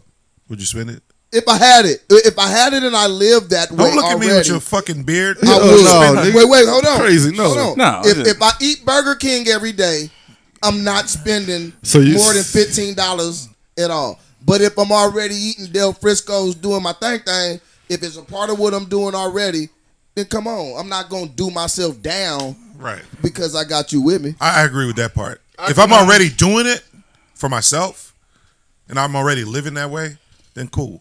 But if I'm not living that way, I'm not impressing you Right. by spending $1,000. You know who probably spent $1,000 on the first date? Who? Tracy Morgan.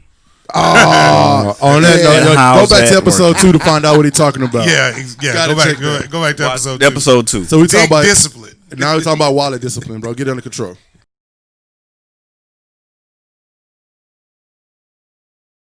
All right, yo, we get to this last little segment. Before we do, of course, we got to bring it back. We down to about the last third of this stick. Once again, this is the Cuba Libre. It's a very economical AJ Cuba Fernandez Libre stick. 1. One, my bad. I'm sorry. The Cuba Libre 1. That Because there is a Cuba Libre. There is. You're right. I apologize. Cuba Libre 1 by AJ Fernandez, a very economical stick. It's always in that $4 to $6 mark, and if you really find the bundles of them, you get them for like $2. They the joint, bro. So, where y'all at with this stick, man? Before we introduce this guy, we got something next to us who's a legend in himself. Where y'all with this stick with the guys that had this stick? From my perspective, it's pretty consistent.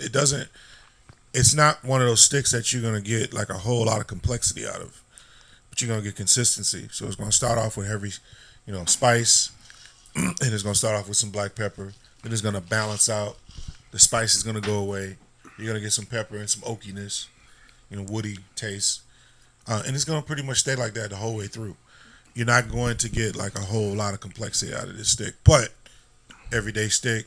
I mean, you can get 20 of them for $30. So when do you smoke this stick? Like this? They say it's everyday stick. This is you smoking. Like I'm taking a break from work. I'm gonna go smoke this. It real is quick. a medium full, so you don't want to smoke this shit in the morning. I wouldn't call it a morning Unless you're a G. cigar. Some people do though. Some people do, but I wouldn't smoke this stick in the morning. I'd smoke this stick in the evening after 5 or the last stick of the night. Yeah, good I'm on my wind second down. or third. It's a good wind down stick. It's like I got 45 minutes left in the show. Got an hour left in the show. I'm gonna watch. Don't smoke this stick while I finish up the Yeah, night. yeah. I got you. Yeah. What about you, Devin? Where you at in your last third? I'm definitely getting the wood. Pause. much not. Long I got the pepper on the front end. Like I said, it's been very consistent. Pepper A on lot of woodiness on the back end. This is a jailhouse stick. He's getting the Jailhouse wood. stick, yes. on the back end. On the back end. Yeah. Pause. Yeah. Pause. Edit this, but Don't edit But I'm this. really enjoying it. It's a great stick on the It's for the very price consistent point. too, right? It's extremely Very very consistent. The draw is still really good. I know Tyrone, you say you don't like loose draws. I mean, but don't we You all? like loose draws? I like loose I draws, don't but like Pay the $1,000 draw. for a Tyrone date, likes his $200 draws be loose. tight. I don't know. Very No, I tight. don't like tight draws, but I don't like them too loose. I got you. Okay, all right, you know, it's a Hey, fine if you line. pay got $1,000 standards. for a date, them draws gonna loosen up. If I pay $1,000 for a day, we getting married. Hey, no draws. Anyway, so Yeah, look, but look, I'm enjoying it. It's a great stick. I'm on definitely on enjoying the it. What end. I was looking for, which happens with a lot of economical sticks, this stick did not do. I'm very surprised and happy it didn't do. It doesn't burn out fast. Like it actually keeps the light really good, Yeah. which means that they put It's a 2-hour smoke. Yeah. they put the quality Lajero in it. A lot of times when you get economical sticks, they put terrible Lajeros in them, so they say you got to keep relighting them over and over and over again. Yeah. I think I relit it once. That's because I sat it down for a long time. It Right. wasn't the stick's fault. And something else I want to say too: the construction on it is very good. It's a very well made stick. It's very, very tightly made. No unraveling. The wrapper's not coming undone Burn is at any consistent. point. Even burn. Great stick. Definitely pick it up. That was up. So look, we got my man saying he's a legend in himself. We got a Lump. He's Lump to us. He's Orian Lumpkin to the world. As in orientation. Yo, he's a guy. Lump, what do you smoke? Because you came in late, so you're not smoking the same thing. Y'all smoking AJ Fernandez. What you got going on? My favorite everyday stick. It's a Last Call, and it's the one. It's the white one with the gold writing, not the yellow one with the red writing. I like it. AJ Fernandez as well, right? AJ Fernandez, and it's What do you like about it so much? I like it because it stays consistent, and if I could afford it, I would smoke a Liga Privada number 9 every day. My favorite. So that is my favorite go-to stick. But when times get hard and you change, it's strange, and your ends don't meet, this Last Call is a monster of a stick. But not, I won't even say when you. I mean, you don't want to smoke a $15 stick every day, bro. Like, I mean, whether you got it or $1,000 not, you know you want some changes in your system, right? Like, you want to go, you want to do some different stuff every now and then. Yeah. So that's a good way to go. The Last Call on AJ Fernandez is a nice everyday stick. It's also a good stick that people use when they first kind of start smoking, kind of hanging out. And also tell you this: if you're going to be out, like we like to hang out a lot, and a lot of times you hanging out, and you may be in a party environment, you may be with a lot of people, and you just can't sit there and take and enjoy all the notes of a stick. These are great sticks to have at that time because you can enjoy them because they're consistent. You get the same feel, but you don't have to sit there and like really, really put a whole lot of attention into enjoying it. And if for some reason you end up doing something else and you don't enjoy the smoke as long, you don't feel bad because you didn't spend a whole lot of money on it, right? Right. So, but now that we're done with that, like let me tell you something. We got this man here for a reason. I'm gonna let Jay tell you why he's here, and then we're gonna talk about what we're gonna talk about because I don't know anybody better to possibly talk about in our circle with this particular topic, man. Let them know what we got, Jay. Yeah, so, we brought this is first of all, Lump is the first real guest on Sticks and Shit Talk. Yo, man, yeah, real guest. The first guest. Yeah, we haven't had a fake one either. Yeah, that fake one. Yeah. We had Lou last week. As the We had aficionado. Lou who introduced his lounge. Shout out to Lou. Davidoff. Sweet Lou, cigar pimp. Geneva, Sweet Lou. But, Pimp, the cigar pimp. But we got somebody that's here because of outside of the cigar reasons, and Exactly. And- So Lump is here to help us with this next segment. We're going to talk about the most slept on albums of 2020. And there's a lot of them. There's a lot of them. And we're talking about hip hop particularly. But hold on, why is Lump the expert in this? Why we got Lump over here? Like tell. Well, in fact, Lump, you tell us why. Man, you we'll throw let the Lump resume talk about down. his resume, man. Yo, put the resume down, Lump. Let's I see ain't what's no going Lump on. groupie. You know what I'm Bro, saying? you just introducing the man ain't been a groupie. Golly, Yeah, that's that defensive you see huh? what I'm saying? That's You a know where that light-skinned came look. from? Definitely spend $1,000 on a day. Man, look, dude, I'm staying out of that. That $1,000 thing is way Hey, too much that's for cold. the kid, bro. That's cold. That is cold. He threw you under the bus with low pressure in the tires. Like, that nigga cold. got you. No, man, but first of all, thank you. I'm humble. It's kind of strange the way it works. Been doing this for close to 30 years now, and finally, 25 years later, somebody decided that my story was worth something. And I'm cool with that because I never got into the business of music because I wanted to be patted on the back or I wanted to hang out with stars and hang out in the VIP. I let my work speak for itself. Started in 95, 94. Started in college doing the first car. I showed the box how to do the first car show, but long or short, I was blessed by some really good brothers, man. I called him my street dad, Floyd. He brought me into the game, and when he did that, I bumped into a cat named Big D. Big D showed me how to do promotions, and then Tony Draper, Swab House. He went to Willow Ridge with me, and he gave me my first major account, which was Relativity Records. So I was able to really swing a lot in music, but I was just a music lover. You know, I had young parents, so I just love music, but it just so happens that I was able to make money doing it at the same time. So once I learned how to do promotions, I started out doing management, and I realized the only thing I ever wanted to manage was bank accounts. I don't think you manage people, you know, but that's my own personal opinion. But some people will argue because some people want that 20%. I'm cool. If you let money make you and you don't make money, you're going to always come up short. But I had the pleasure after Tony bouncing around to a couple of different major labels, had all of the major labels back in the early to mid 90s. And then now I think I'm at, by plaque count, about 175 million records sold. And my plaques tell me that. So Wow. I don't need no resume for that. Records, bro. Worked for Elektra. Sylvia gave me my first shot. Sylvia Roan. Shout out to Sylvia. I love you. Sylvia Roan. The These only are legendary black. names that people just hear. You know what I mean? Go Yeah. ahead. She's the only black female CEO of a major record company. She started in Atlantic. She started literally cleaning up, secretary. And Doug Morris, who owned Universal, kind of put her under his wing. And she worked at Elektra. She started the East. Well, she actually was at Atlantic. And then she got her own gig at Elektra. Elektra actually folded when we folded Warner Electric Atlantic. And it became like a catalog label. And but she gave me my shot because I gave her the opportunity to sign Cash Money first, and she passed because of the content issues, and she didn't want to keep them kind of folded under, so she let them go. But the blessing is, a couple of years later, she wound up going over to Universal after Electric folded. She still got a chance to deal with them, so it was cool, man. And then worked for Capitol Records on the professional side for a couple of years, and then after I had an exodus out of Capitol because this fag named Al Branch lied on me. And when I see you, Al, and if you don't apologize, I'm going to keep saying it on every podcast. I'm going to give you an open hand Thundercat power slap. Thundercat. Because you lied. Don't ever test my character on me. And it's cool, though, because it was a blessing. And Kadar picked me up. That's the brother who coined the term Neo Soul. Yeah, that's Erykah Badu's guy, right? Erykah Badu, Kim. Massenberg? Kadar Massenberg. He's a tall midget. And that nigga owes me $12,000, and I'm going to get you too, homeboy. But, that's the midget part. He can showed on the money. Yeah, you cashed out for like $32 million, dog. Like, real, give me my money. But anyway, 75 million, 171 million sold, and I love music, man. Music is the only thing that can enter your body without permission. One of the few things.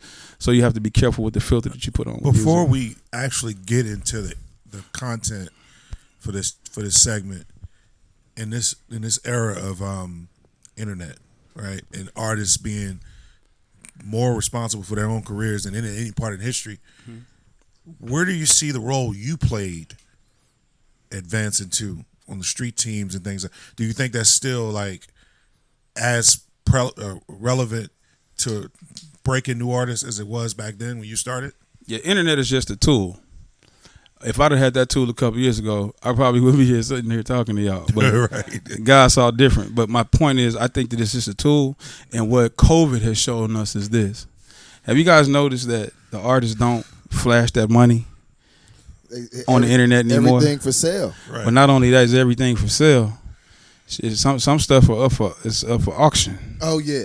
You know, because people aren't doing that well. And Right. the thing that the street promoters, because I started at a base in street promotions, is that you have to have real relationships. Right. People say that they have 1 million followers. That's all they doing is they just walking. Because if you got 1 million fans, that means that they're willing to invest in you and spend some money in you, not just go download it $9 and let Apple make all of the money. Facts. You know, you'll buy it. You'll make a purchase. Ice Cube taught me something. He said in an interview one time, if you don't own the record, if you don't have a physical, tangible piece to hold on to, is it really yours? He said, stop paying the subscription or find out that you don't have no Wi-Fi. You don't have music. That's a true statement when you think about it. Right. Unless it's downloaded into your computer and you own it. Right. Not in your iTunes. If you notice, iTunes isn't even the same anymore. You can't even burn. If you download it and you didn't buy it, you can't even try to press burn on your CD player inside of your album. It won't work. Yeah, it's not tangible. So you don't own it. So that's how come CD sales are up. Physical copies are up 40% 2 years ago, and I think it was 50% last year, because now the millennials, they want to go open it up. They want to read who did what. They want to be a part of the experience. So as a result, I think my role is prevalent, because that's just like everybody says they're a drug dealer, but don't nobody know how to sell rocks no more. Right.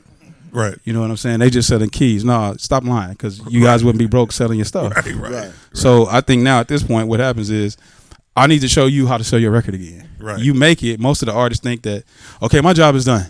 But the independents now know that that's the easiest part. Your artistry is the easiest part. Now you can actually go and you can give the record. Now let's be like Tech Nine, who doesn't give a damn about a major label. Nothing. And he's touring. He's been doing merch before people knew what merch was. Selling. And he brought J-Rock on tour with him. You know, J-Rock is finally J-Rock getting was his signed due. to them first. Exactly. First label deal. So Yeah. he's showing people like, hey, you got to diversify. He's got multiple streams of income. But again, not to divert from topic, I think now people are willing to listen. Like tomorrow I go to Atlanta. There's a cat there. He's got an exotic car lot. He has Airbnbs. And he wants somebody to show him how to sell these records, create real relationships so he can actually get spread. And he wants to sell product. Right. So, yeah, I'm going to show you how to do that now. Right. You know, so Consulting fees, right? $100 an hour with a 2-hour minimum. That's what I'm talking about. Yeah. You know what I'm saying? Like, That's what I'm people talking think about. that because I make it look easy, that it's easy. No, it's People not are easy. attracted to what it brings. They're not attracted to the work that it does to acquire Everybody those wants things it and easy. stuff. Isn't that the sign of the times right now, though? I Yeah. think because of social media, people can always see the results. They don't see the work. Everything is so fast. Give a kid, let your microwave break, and you tell your kid you have to put the food in the oven for 2 hours. It's over. I mean, for 20 minutes for $3.50. Are they hot and mad? They will order Domino's before they did that. Yeah. But get broke though. Let your Right. bill start changing colors. Yeah. You know, we out here at a nice spot. But if Brother Champ didn't pay the bill, Yeah. ain't nothing cracking. It'll be dark. Look, has promotion turned digital? Does street promotion still work? Street promotion's working. And the reason why I tell you that is because people look at what's the quality control. Yeah. And they only see Migos, they only see Q, they only see Coach. And I knew Coach when he was on the road. Like, Coach is a good dude. Like, he understands the business. But they have a cat who works with them. And he actually, I forgot his name. He gets in the van. He started in like Florida and Georgia. He goes to every major city, going to high schools, being a force. He's being the face of quality control. He's giving away mixtapes. He's giving away posters. I don't agree with giving away music. The reason that I don't agree with giving away music, I don't agree with that, is because why would I give you for free what I make money with? If there's no value to me, then what makes me think that there's value to you? Well, how do you explain the companies like SoundCloud, for instance, that just blew up in the last 5-10 years? My sister works for SoundCloud, by the way. How do you explain that model where new artists just get on there, put their music out, and For exposure. and they get deals? Some of them do, but that's Soulja maybe Boys in like, the world actually showed people how to do there that. you go. Like know? Delvin just said, it's percentages. Like, that's like 1%. I'm quite sure if you ask your sister how many people are actually monetizing their music, the artists themselves and not the company who sells ads, it's slim to none. Right. You know, you need to use SoundCloud needs to be a tool. You need to direct people back. Chameleonaire was super smart. When he did his ringtone deal, that was his deal. He made so much. His ringtone deal was 85-15 his way. Wow. We can't talk about how much money Riding Dirty Yeah. made. That Man, was come crazy. on, man. Dog, Ridiculous. who didn't have that on their phone? Ridiculous. Yeah. But my point is, he saw the monetary value, and then not only that, he made it to where the traffic went back to his page. He was a businessman. Right. Then he had a show. Then he had a performance show. Right. And then he did something that I thought stifled him. He said that I'm not cussing. Bruh, these kids, when we was 15 and 16, we wanted to string them cuss words together. On an NWA. Yeah, so look, if you're not cussing, just don't cuss. Right. And then let the You people, don't have to announce you don't have to announce it because then the kids think you square. Right. Because rap was one of those things that we went in the bedroom and we were kind of cool with mama telling It was us to cut it rebellious. off. There you go, bro. So, yeah, street promotions is real relevant, and I thank God for it because now the dinosaurs, it's kind of like in the Transformers when they started getting their heads tore off, they had to go back and go get the Transformers from old to actually help win the war. Has Oh, the yeah, model yeah, for yeah. street promotions changed? The model has changed, but the methodology hasn't. The model has changed because the tools are different. Gotcha. You know, this what did Boosie say the other day when Mark Zuckerberg, man, cut me back on, man. Yeah, he needed his Instagram back. He said, I make money, I feed my kids on this. But guess what? If Boosie had his own cameras and he had his own web my address. first thought. Well, Let's he tell you actually on said that in For the next one. distribution. He actually got his OnlyFans page, Boosie's Baddest. Guess what? But that's still somebody else. But my point is, if you owned your own content and you just had to go pay, what's the name of the company that I GoDaddy, Right. and go For a domain spend name. for a domain Get your own name, domain. get your Yeah. own service. Now you're a boss. You know what, man? Suge Knight taught me something. He said to me this. I was in Miami, and that's when I was a lot heavier, and they said we looked alike. It was just two red You dudes still with. look like it. You still look like. This dude here, man. Definitely, Suge said, "Hey, homie, definitely don't act alike. hey, no, hell no." He didn't take his own advice. Hey, homie, they say you look like me. It says a nigga out here look like me. He said, you better get your ass back in the hotel, homie. I said, Suge, you don't know this, but I work for you. He's like, hey, homie, let me help you. He said, you don't work with me. He said, you know what a paycheck is? That's somebody paying you to stay in check. He said, you offer services and you provide invoices and you pay for. I'll pay you for your services. You're your own company. Yeah. He said, but yeah, a paycheck, somebody is paying you to stay in check. Yeah. I live with that now. Wow. I haven't got a paycheck I haven't got a check at all, and I need to check and see if somebody want to give me a damn check. and look, you said But you something. enjoy that freedom, though, right? To an extent. It's good when it's good. It's feast or famine, unless you could create it to where it's more feast and famine. I think that's a building part. It's creating a consistency. Yeah, but that's it. But my manager Lump, you know what I'm saying? Yo, We Lump's gonna all our get man. past that.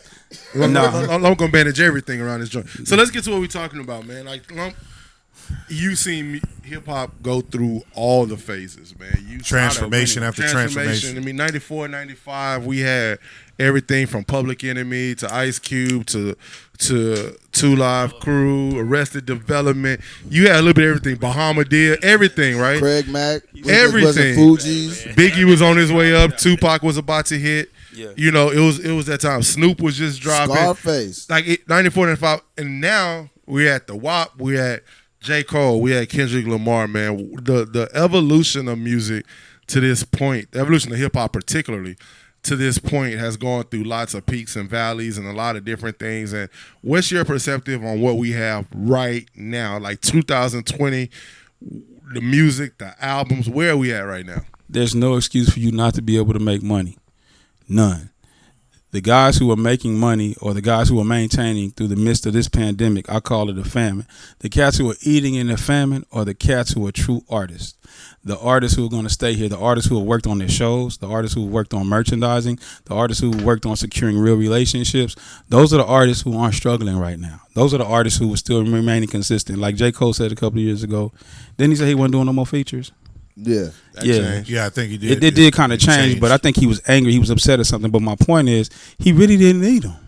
Think about Cole. He was one of the first ones to tell Jay, "Hey man, that's cool, but I don't really like that verse." Yeah. That's a boss. But you know what though? It took him to have, but he learned that later. Because that first album was everything Jay-Z wanted him to do. It was all commercial. It was all commercial. Then he came back and he got success when he became true to himself, and he could tell it. There you go, man. And that's my point. If you say, "Man, I'm the best person at being me," Right. So I tell artists all the time, like, look, man, be you, bro. I don't want. The reason why female rappers now are so upset with a lot of other female rappers is because a lot of them sound so similar, and they talk about topics because Megan is talking about it, because Cardi is talking about it, and because Nicki's talking about it. Nicki really ain't even making no music right now, but she got a bankroll. Big bang. She's already done her. She's done her thing, and all she has to do right now is just come back and feature it. She can go get 16, charge somebody a quarter. Yeah. And be done. You know what I'm saying? But my point is, her business was in order. So right now, through COVID times, it's taught us, what do you do to maintain right now? Right. You can't do shows. You can't even really do virtual shows because you've given it away so much. That's why I said, why would you give away for free what you make money with? So what's hot? So quality, what's hot and what's not right now? What's got my interest? Yeah, what got your interest right now? I'm very biased on the artist that I'm about to say. We know. And Jay knows why. I know where you're coming from. Because I hang out with you. But MC8, that new album's a banger. It's banging. Hey man, but even the one that he did with Primo before this one, 2 years ago, banger. Yeah, but it wasn't this. It wasn't this. But guess what? He found his lane again. So that's the other thing that has to happen. You got to evolve with the times, not change with the times. Because if you change, what's going to happen is your core base that's going to give you that 500,000 in sales, they're going to go and say, hell no. And I'll tell you how this happened. Think about this. All 5 of us right here know this. Think about all the artists in Houston who did it big independently. Right. And then they got sucked up by a major label. They ain't hear from them no And they more. tried to repackage it, sell the same record, do some remixes instead of saying, you know what, live with what you had, let's do what you did, and let's put it on steroids. Right. Right. And I think the biggest example of that was Slim. I love Slim. It was Slim. But, I thought but about when Slim, when Slim immediately when when they tried to smash Slim and Pharrell together to make something, it just didn't work like that. And he wasn't true to what he tried. If you listen to the content, what he said, he tried to stay true to it, but that wasn't his feel. And guess what he was did? Out of lane. You know what I told Slim, and he probably gonna get mad because I said, I was like, dude, it was like you went to New York and started looking up at the buildings because you was from Texas and they ran through your pockets. My homeboy did most of that first album, Mr. Lee. Mr. Lee is the same cat who did Blue Laces too. Mr. Lee is the same cat who did the hits for Jeezy. He's the same cat who did who from my homies and homies and thugs for Face. Like Leroy has done some stuff, bro. Like he's done it. But my point is, you got to stay true to what made you. Like we love to hear Snoop with Pharrell. We even like to hear Snoop with No Limit. But it ain't none like hearing Snoop with Dre. Nah, Nothing. Nothing. None like it. So you got to stay true. You got Snoop to with give Battle Cat is close though. Snoop with Battle, but he understands it. Yeah. That's the Battle same Cat understand. chord. That's the sound. That's the Yeah. sound. So guess Yeah. what? This is what we do. So as a result, Slim, even like right now, Gavin and them do a good job. Beans and Cornbread have kind of filled that role. But Mr. Lee, when Leroy gives him a record, it's different. It's like when Yeah. Bun. Like I always say this about Bun. Like I love Bun. Bun's my favorite. One of my favorites of all time because UGK. You know they from home. When Bun has never done a solo album with Pimp producing, because either the first time Pimp was in jail, the second time Pimp had passed away, then he did another one, then this last one he did with Crit. Like so, it wasn't as much as I love those albums. I couldn't it's different not having a Pimp behind Bun. You know what I'm Right. saying? Because they started as a group, They so started it's as a hard. group, It's hard. But Pimp took all the pressure off Bun to think about what he was doing. Bun just had to come in there, lace a hot 16, and walk out about his business. What's UGK's best album? My Right, favorite Dirty. album is my favorite album is definitely the second Short Texas. All right, my That's point. the first to you- album. That's the it was the second second album. album. Yeah, they have a band album. Band album. No, coming out. I mean, what's the first album with Underground Kings. is the Underground? first album. No, Yeah. Underground. That's No. with Short Texas. No, Too Hard to Swallow. There is you the go. first album. Short There Texas, you second go. album. So, but 1996 is when they came into their own. Is when Pimp and Joe co-produced. When they did Riding that Dirty. was That was Riding Dirty. So, No, so, Riding Dirty is their pinnacle album, but my favorite, I think their best album. So is your definitely, your pinnacle album is Riding Dirty. Go see Joe. right. Like I need to do something different. You keep on doing something different. It's gonna be 18 people at your show. Yeah, I remember being in Cali when Ride Dirty came out. And I remember a lot of my homies, they weren't on UGK. They had never heard UGK. Pocket Full of Stones is what really kind of opened them up on the West. Yeah, so when Riding Dirty dropped, Open up anywhere outside of Texas. when Riding Dirty dropped, and they heard, Murder. Murder's Murder's a joint. That's Bun B's coming of age record. 2 in the morning, That verse, Two that in the- verse on 3 in the Murder morning. was- 3 in the morning. That they heard verse, 3 in the morning. That That verse shit was on Murder crazy. is all time greatest. Because that's what let you know, okay, Pimp had a voice, Pimp could sing, Pimp could stack layer, he could layer stuff. But my point is, straight up, when Bun hit Murder, hey man, that's when you knew Bun came into his own. Like he was that guy. But again, Joe. So you got to go with who got you there. I'm not saying that sometimes people don't fall out. People need to get credit. It is what it is. And I'm partial because Joe is my homeboy, but Joe did push and weight for Cube. So, Joe's a monster, bro. Like, he did Dr. Frankenstein, like, for Cube. So he gets Push the and Weight sound. was crazy. Push and weight, come on, man. I had an argument with Baby with that. I said that song. No, he did when Players Cup came out. But anyway, yeah. So right now, hottest album, most slept on album. Right now, your favorite, you say at the moment, is Most MCA. slept on album. Well, what's the most slept on album for you right Same for me, both ways. Because eight has a disconnect. Like, we can listen to music because we are older and we come from the golden era. We lived it. Yeah. We lived through it. We can deal with 8. But the youngsters, they'll deal with now? Too much 8. lyrical content in that for them. Well, not just that. It's age, man. They look at it as like, oh, That's- you old. I yeah, was that's listening to it with my little cousin. He not just the mumble other rapping. day. And my cousin, I this is hate that exactly shit. what he said. He's in his late 20s. He was like, it's cool, but it's old man shit. He was like, I like it, But this old man, and he looked at me and said, damn, real, you old. So these young rappers have to kind of understand, like, you're going to have to work on being consistent. You're going to have to work on, stop telling people you did the song in 10 minutes, because it sounds like you did it in 10 minutes. Yeah. Right. The beat is killing y'all. Some of these beats are swallowing y'all. Yeah. So, yeah, do street promotion still count? It do. Yeah, it counts because you can tell It cats. too, cat. Let me ask you this. Today we were, I interviewed Drummer Boy, and he was talking, and something I never thought about. He talked about how production is being suppressed because now you, like far as engineering, they'll take a rough cut and just send you the MP3, and so you never hear all the real. You don't, because it's sound. 2-track. It's 2-track because you don't buy the stems, and they really just leasing beats. So you don't get the stems. You just get the 2-track, and then you get the vocal. So you pray that he mixed it right. Right. But that formula doesn't work for everybody. Right. So you need to have it separated. The other day, this is even colder. Boy, look, if I'm lying, I'm flying.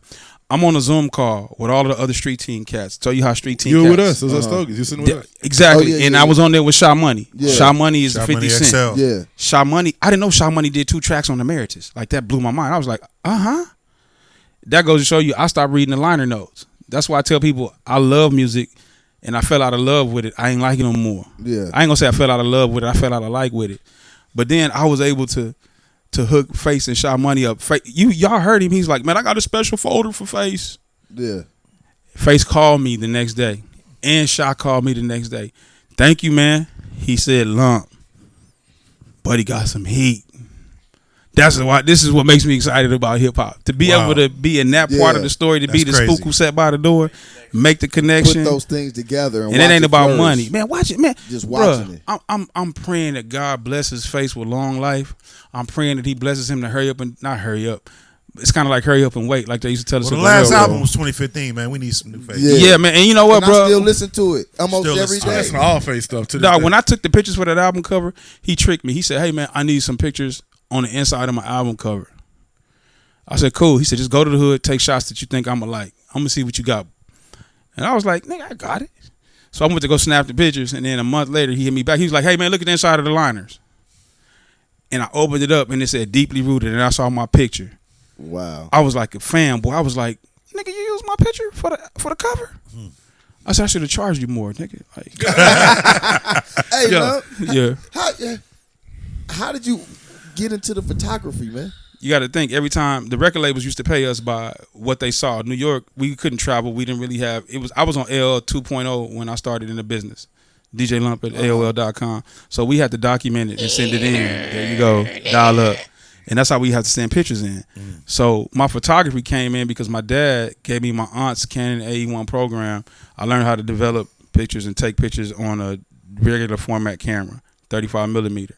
So I actually had to capture everything. So I have like the pictures that I took of Screw, the pictures that I have of Hawk, the pictures that I have of Pokey, the pictures that I have of Shine. I got pictures of Shine that his family tried to get from me while he was locked up. Really? I ain't giving them to nobody because he didn't tell me that, Shine and I'm not Poke. getting ready to let you get that money. But that's how I got into photography, because I was everywhere at the same time. I had to document it. I got pictures of Jay-Z and Bun rapping at Roxy after the concert that he did in the Woodlands, and they did a free concert at Roxy. Pimp was locked up. The mics dropped, and when Jay-Z saw everybody sing Pimp's verse, him and Meek Mill him and what's the boy? Memphis Bleak. Memphis Bleak. They just stood there and were like, anytime Jay-Z changed his verse, because he changed his verse on Big Because he got Pimpin'. killed. Did They that smothered him. Did that lead to Big Pimpin'? Well, what happened was Big Pimpin', because Pimp really didn't want to do it. Pimp didn't want no parts of Big Pimpin'. He didn't want no. He didn't Why want to not? do it. Well, he said, according to the interviews, he said he thought he'd lose his fan base because it was too commercial. Okay. That's So he it. didn't want to be any parts of that. And that's how come you notice Pimp is not with them in the video. He's on the beach Yeah. in Miami, Yeah. and he kept the car that they bought for the video shoot. He drove it back home. With Aaron Hall's girl. What's the Yeah. name of the song? Big Big Pimpin'. He had Aaron Hall's girl on it. Smoking out, pouring up, Yeah. keep a lean up in my cup. Yeah, yeah. That was Who was in the beach in a full mink coat in the summer? Pimp. Pimp. Yo, man. on that, And then here's the thing. I don't mean to cut you off, but the reason that Beto is where he is today is because Pimp built a bridge. That's the other thing that the other artists have to do. And David Banner said it best. We can't be mad at the mumble rappers. We can't be mad at the way they're doing business right now. If we didn't build a bridge and show them, he said we was too busy spending our money. We wasn't building the bridge. They didn't have no direction. So We now didn't you teach have them. it. David Banner's one of my favorite orators and He's speakers great. when it He's one of my comes favorite. down He has some dope albums too. Though, And his mama, oh my God. You remember Soul Food? Yeah. I went to Banner's house and I drove up to the house. He came and picked me up in his Bentley. I'm in a rental car. He's like, man, keep up. Really, dog? In the Bentley GT? Yeah, you So go. we go there, and at the front of his house, that Astro van that he rode around in, it was T.I. still talks there. about. Man, look, a month before he got his deal, they broke into his van. They stole all of his equipment. And he didn't know about the deal. Wendy, they helped construct this deal, made him a millionaire. Mm-hmm. He expanded on it. But I said, Banner, why do you keep that van in front of your house? He said, every time I come in there, I need to remember where I came from, homie. Wow. But his mama, when I stayed there, the one that was on MTV Cribs with the catfish in the pond, I stayed in the pool house. He wanted me to stay in the house, but the pool house was so player. Yeah. Say, look, man, when I came in the next night to eat, his mama had, it looked like a picnic table inside the house because it had that red and white old school picnic table Yeah. cover on it. She had 3 of everything. She had 3 proteins. She had three vegetables. She had 3 desserts. She had 3 starches. I've never seen anything like that in my life, bro. Miss Crump, hey, man, let me tell you something. Then I seen David Banner do the remix to Maroon 5 in L.A. and Warren Campbell, Erica Campbell, the one that he's married to from Mary Mary. I might be saying the name wrong. I watched Warren do the bass line on that record. And I watched David do some stuff. Like he's scoring movies now. He scored G.I. Joe. Yeah. David is like, he doesn't bite his tongue. And he's a man amongst men. And David is another one who has some stuff for face too. He got a face folder. KLC got a face folder. Man, Slim KLC? I love Slim, but let me tell y'all something, man. Y'all know Slim passed on ASAP? What? The beat. Wow. He ain't hear it. Yeah, it's Passed so on many that? stories I got, man. Like Yo, that. man, you got to It's come crazy. back and give us some more stories. Yeah. Man. We way over time. But man. I apologize, but yeah, face No, is you coming. don't apologize man, for nothing, and- man. Shout out to 8. Oh my God, 8. Come on, Shout out to Problem. Yeah. Problem. Yo, you know yeah. who gonna give a Why? shout out to? Problem dropped a banger. You know What? who else gonna give a shout out to while we in the middle of giving shout outs to albums and producer Alchemist, man. He's killed all 2020. Alchemist runs 2020. He's Whoa, run hold on. If we're gonna do that, Madlib, we gotta. Well, Madlib was last year. Madlib hadn't dropped anything. 2019. Madlib dropped the project with Gibbs last year. He dropped the Professionals with his little brother this year. That album is highly slept on, Yeah. but it's on some Dilla shit. Yeah, but They're on some Alchemist. Jay Dilla, like the production. Yeah. You can tell that he came up with Dilla. But you're right, Alchemist. Alchemist has killed he 2020. has albums in everybody's top 10 Right now. right now. Yeah, Lulu. Right, that's Conway's album. He dropped Yeah. Lulu. He dropped The one with Freddie. the Gibbs album. Yeah. He Alfredo. has some stuff out there, bro. And what else did he drop? He got 3 albums He this year. had he had the one with God dog. What's the other one? It's on my tongue. Bodie James. Bodie James. There you He go. dropped Bodie James. Price of Tea in China. Yeah. Right. That shit was Which crazy. is crazy. It's crazy. Crazy. Crazy. Alchemist did all of those all albums that. He's this the guy. year. Yo, Yeah. so listen, man. Reason we really went into this hip hop today is because this is what we talk about, man. We hip hop guys. It's because we smoke cigars. Now, I mean, we ain't hip hop dudes from before. It ain't changed, and I don't want people to think that And Delvin likes Michael Bublé. he does. The baby, The baby was 2020. the baby's doing his thing. The baby, he took some of the old, he took some of the golden, he took some of the current, and bruh. if I'm dude not a stay out huge of baby trouble, fan, but every now and then he drops something that's just classic. I even like Lil Baby. I don't understand him. That's why I need Screw. I wish Screw was there. I'm don't understand.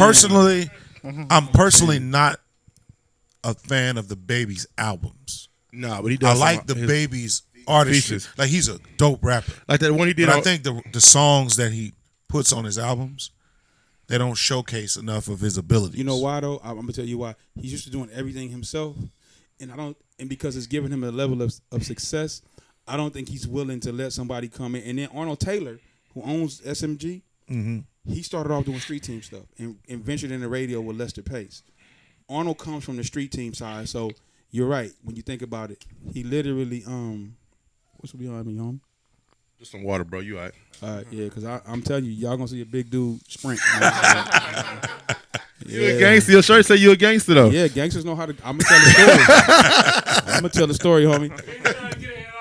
Yeah. So, but you know, he does it complete. Like he's a complete artist, and his levels may not be registering as high in other situations in terms of his different assets.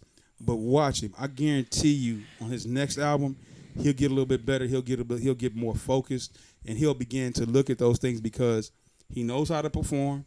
He knows how to put together a video. He knows who to mess with, who not to mess with. Right. And the thing about Baby that I really like too is that he's pushing his partner. Not very many cats who get the limelight. Right. They wait for a couple of years till theirs dies. But what Baby taught me from Cash Money was he said, "Hey, Lump, old niggas like us, we run hip hop, but the youngsters, they run rap." He said, "So get used to it, man." He said, "That's why I stay around these youngsters because they give me life. Right. They keep me relevant and current." And a lot of people get the flack that Baby don't write.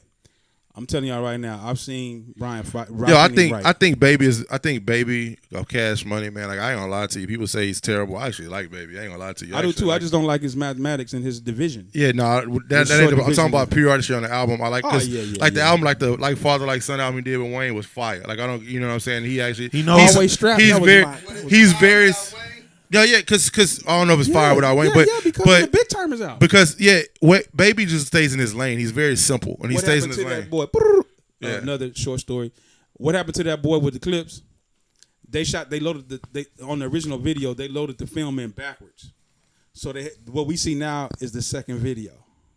Okay. So if you actually go back and look at that, Baby wrote all of that. But my point is, the video was dope, but I wish I could have got a chance to see the first one. Right. It's like that. Yo, I'll get 2 more albums. We'll get up out of here, man, because these two people we hear about and we all know. The album got some run when it first came out, but I think D Smoke's album, you know what I'm saying, is a fire. Yeah, D Smoke was cold. And we go back and forth on this album. Me and Jay specifically go back and forth on this album. And I guess because I waited on it so long and I love him so much. The Jay Electronica album was fire to me. I know Jay doesn't like the fact that Jay-Z took half the album. And Jay-Z, that was a mixtape. It worked. He cheated on that one. Now, but I can't take away from him. Now, content-wise, it was a dope album. For sure.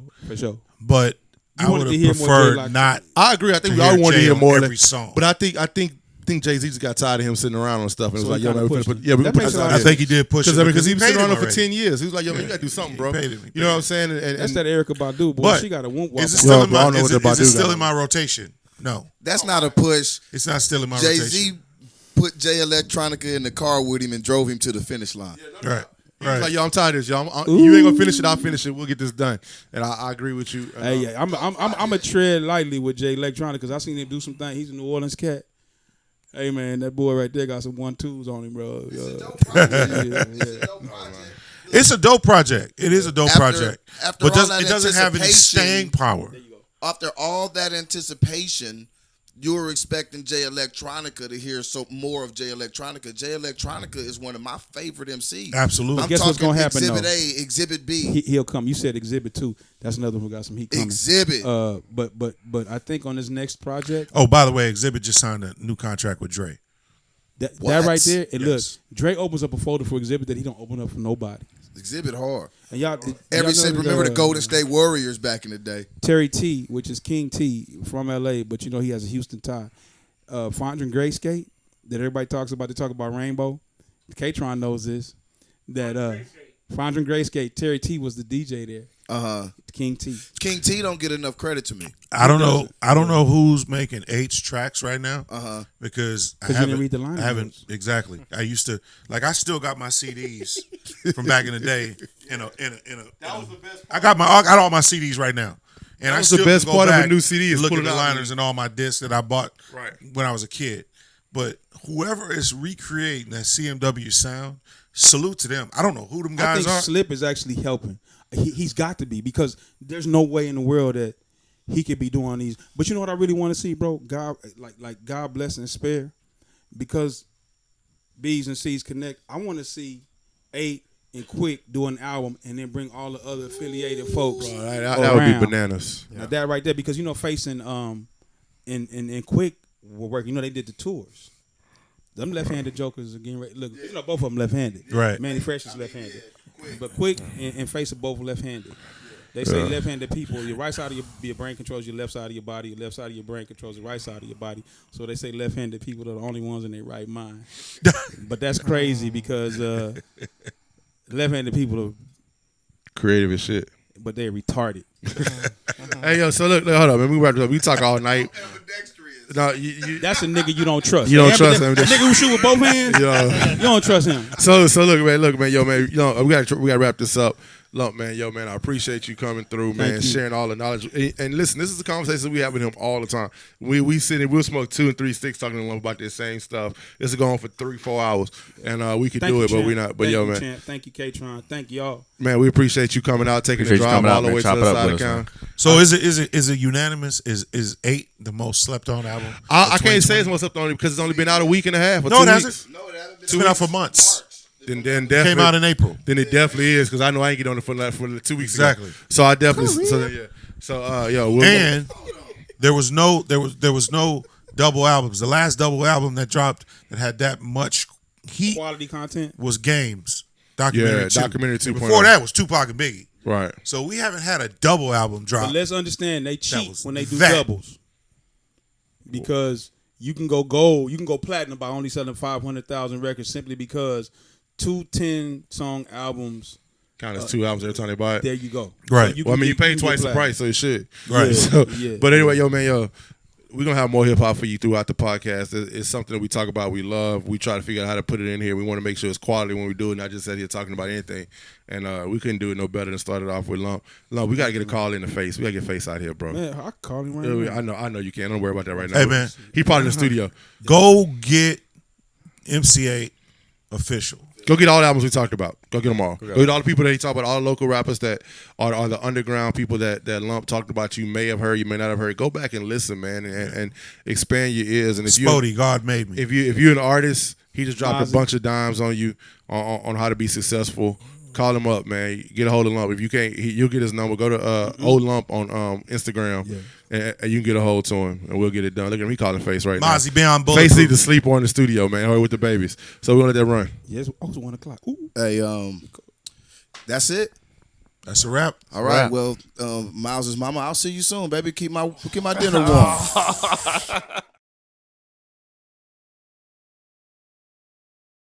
All right, yo, we talk about hip hop all the time right here, Sticks and Shit Talk. We're gonna run something through you real quick. We had a question come up, and I want us to discuss this. Question was, is Drake hip hop's Michael Jackson? And I'm not talking about quality of music because we can argue that all day, but is he just appeal, sales, popularity? Is he hip hop's Michael Jackson? There's no doubt. Is he making people fall out in the in the stadium? Yep. Yeah. Is he? Yep. Is he really? Yeah, he is. Certain people. Yeah. Yeah, Women. he is. Yeah. He is. Wow. Somebody tagged me in a comment, not a comment, a post. And the post said, is Drake more popular today? Drake or 50 Cent at their height? Drake. And I said, there's no doubt Drake. Drake's Yeah, definitely Drake, more yeah. popular, but also it's a No different doubt. time. It's also a different way of connecting to people through social media, internet than 50 or Mike had. Right. Well, I mean, this is why I would say Drake. I would say definitely this in this era, Michael Jackson status. If we look at number ones, if we look at how long of a run that he's still been on, He been on the run for almost 20 years. People don't understand that. A good over 15 10 years. years. and, Good 15 years. he's been and on the you run. don't Yeah. see it in sight. No, you don't. Every time he drops something on there, shoot So straight to the because top. of that reason level, we talk about the Mount Rushmore hip hop and who's your top 4. Drake's always for my top 4 is easy. It's Jay, it's Face, it's Nas, and then I probably put Tupac at 4. Even though just because of the effect that he had on people, but Drake and or Lil Wayne, right? Because he's had a nice 20-year run too, if not longer. But Drake is right behind that, and that's because Drake is 15 years on top, whether you like the quality of his music or not. Because there's I like about half of the stuff Drake drops. I don't need to hear him sing ever again, but I understand what he does. You know what I'm saying? I don't like about half of his stuff, but if you talk about appeal, he has the hip hop, he has the pop, he has America, Duke He has rap. he the has world. Canada. He has the world. He has women. He has men. He has white people, Asian people, Hispanic people, black people. It doesn't matter. Anybody who likes music right now likes Drake in He some has form of fashion. everybody. Delvin cries to Drake in the shower. And that's how I know that the pinnacle is up there. But Your I mama like cried his to him music too. That's what sent me over the top. Yeah, my mom do cry to it. She cries every night. I call her from your mama house and wonder why I don't visit more. And it's because your mom don't like to let me go because we listen to Drake. And look, Drake even That started made, from the bottom. Now we here. yeah, start from the bottom. But I didn't start from the bottom. She did. And sometimes she stay there. But look, God damn. but Drake made stuff popular like what's the name of that wine that everybody drink now that the females drink? Moscato. Moscato. I be like, you didn't know about Moscato until Drake started rapping about Moscato. No, I give Drake all the credit in the world. I give him credit on how he did his deal. So he owned half of his deal.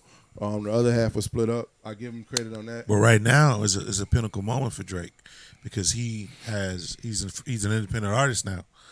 So is he going to sign a new deal with somebody else, or is he going to stay independent? He doesn't need to sign. question Yeah, he needs to sign a here's deal. the I don't question. think he needs to sign a deal. Here's the question in the industry going on right now. If Drake goes independent, it's going to shake up the game so much. The labels are very afraid of Drake going independent. But I think They're, there is. Bill they, 200. But they're I think there's afraid of it. I think it's also a trick to that too because would Drake had ever made it if he was independent from the start? No. Absolutely not. But And right so now, for his name somebody is at- so big. I don't know if But you can so say he once wouldn't you- have made it. I don't know if he made it as big. He'd have But made once it, your though. name gets so big, then that seems like an easier decision than It is an somebody easier that's just decision. starting out. Now, I'm not saying nobody should do it. I'm one of them. Like I believe in. No, we've had independence. people like Chance does it, and who you said earlier when independent is doing this totally independent. Like there are people doing it. I've never heard a whole Chance the Rapper album. Is that crazy? Yeah, I'm not a fan. I like Chance. I like Chance, I've never heard. I've heard. but he's not appealing a to you. few singles. You're not his target audience. So we are outside. The What's age his target range. audience? I'd probably say that 20 to 28-year-old audience is his target audience. We're not in his target audience, but I do like a lot of Chance stuff that he puts out. But back to Drake, man. I think He's a behemoth. he's a beast, man. Is he this era's Michael Jackson? How is history going to look back at Drake? I mean, he's probably this era's Michael Jordan in the industry. Anything he touches is Right, and a lot of us don't gold. want to give him credit of being pure hip hop heads because it's like, it's not. And some of the stuff, there's also the other side that he says a lot of stuff he hadn't lived, and I get that, but this generation doesn't care. Yeah, I mean, Does he? like what? Man, Because I don't think he talks outside of anything he's ever I done. don't ever It's see- always what his homies gonna do. yeah, but no, he'll talk. Chubbs. He'll talk about running up on Chubbs people. with the gun. He'll talk about running up on people, and I don't think that he does that. I don't think he does any Nah, tough Drake guys is like like that. But I think but I don't also- think most rappers but ever you know sold what, a key though? in their life. I agree with you. I give him credit though for being smart in his lane. He's been extremely smart in his lane. He's learned what battles to fight and which ones not to fight. Because he backed out there Pusha T real quick, and he knew that wasn't because he knew not that he was scared of Pusha T like on the street level, but I think that he knew that wasn't where he was. He wasn't going to win a battle with him. Nah, man, that was Jay Prince. Yeah, saying. it seemed like he had a, But no, I a agree. voice Back off telling of I this. agree. him Jay how to Prince go called him about and told it. him to stop it, but I think at the same time he knew it was easy for him to say okay. It was no money involved in that. Agreed. Well, That's my point. apparently Drake said he already had the whole He had the song done, ready to go but then he decided not to do it. because he got that voice to give Well, him some But I think- guidance. but like I was watching him on the Don't shop. put out free music. You heard what Lump Right. said. No, I agree with you. But I think also when he talked about on the shop with LeBron, it wasn't just the Jay Prince. I think that played a huge factor. But I think also he knew that it just wasn't necessary.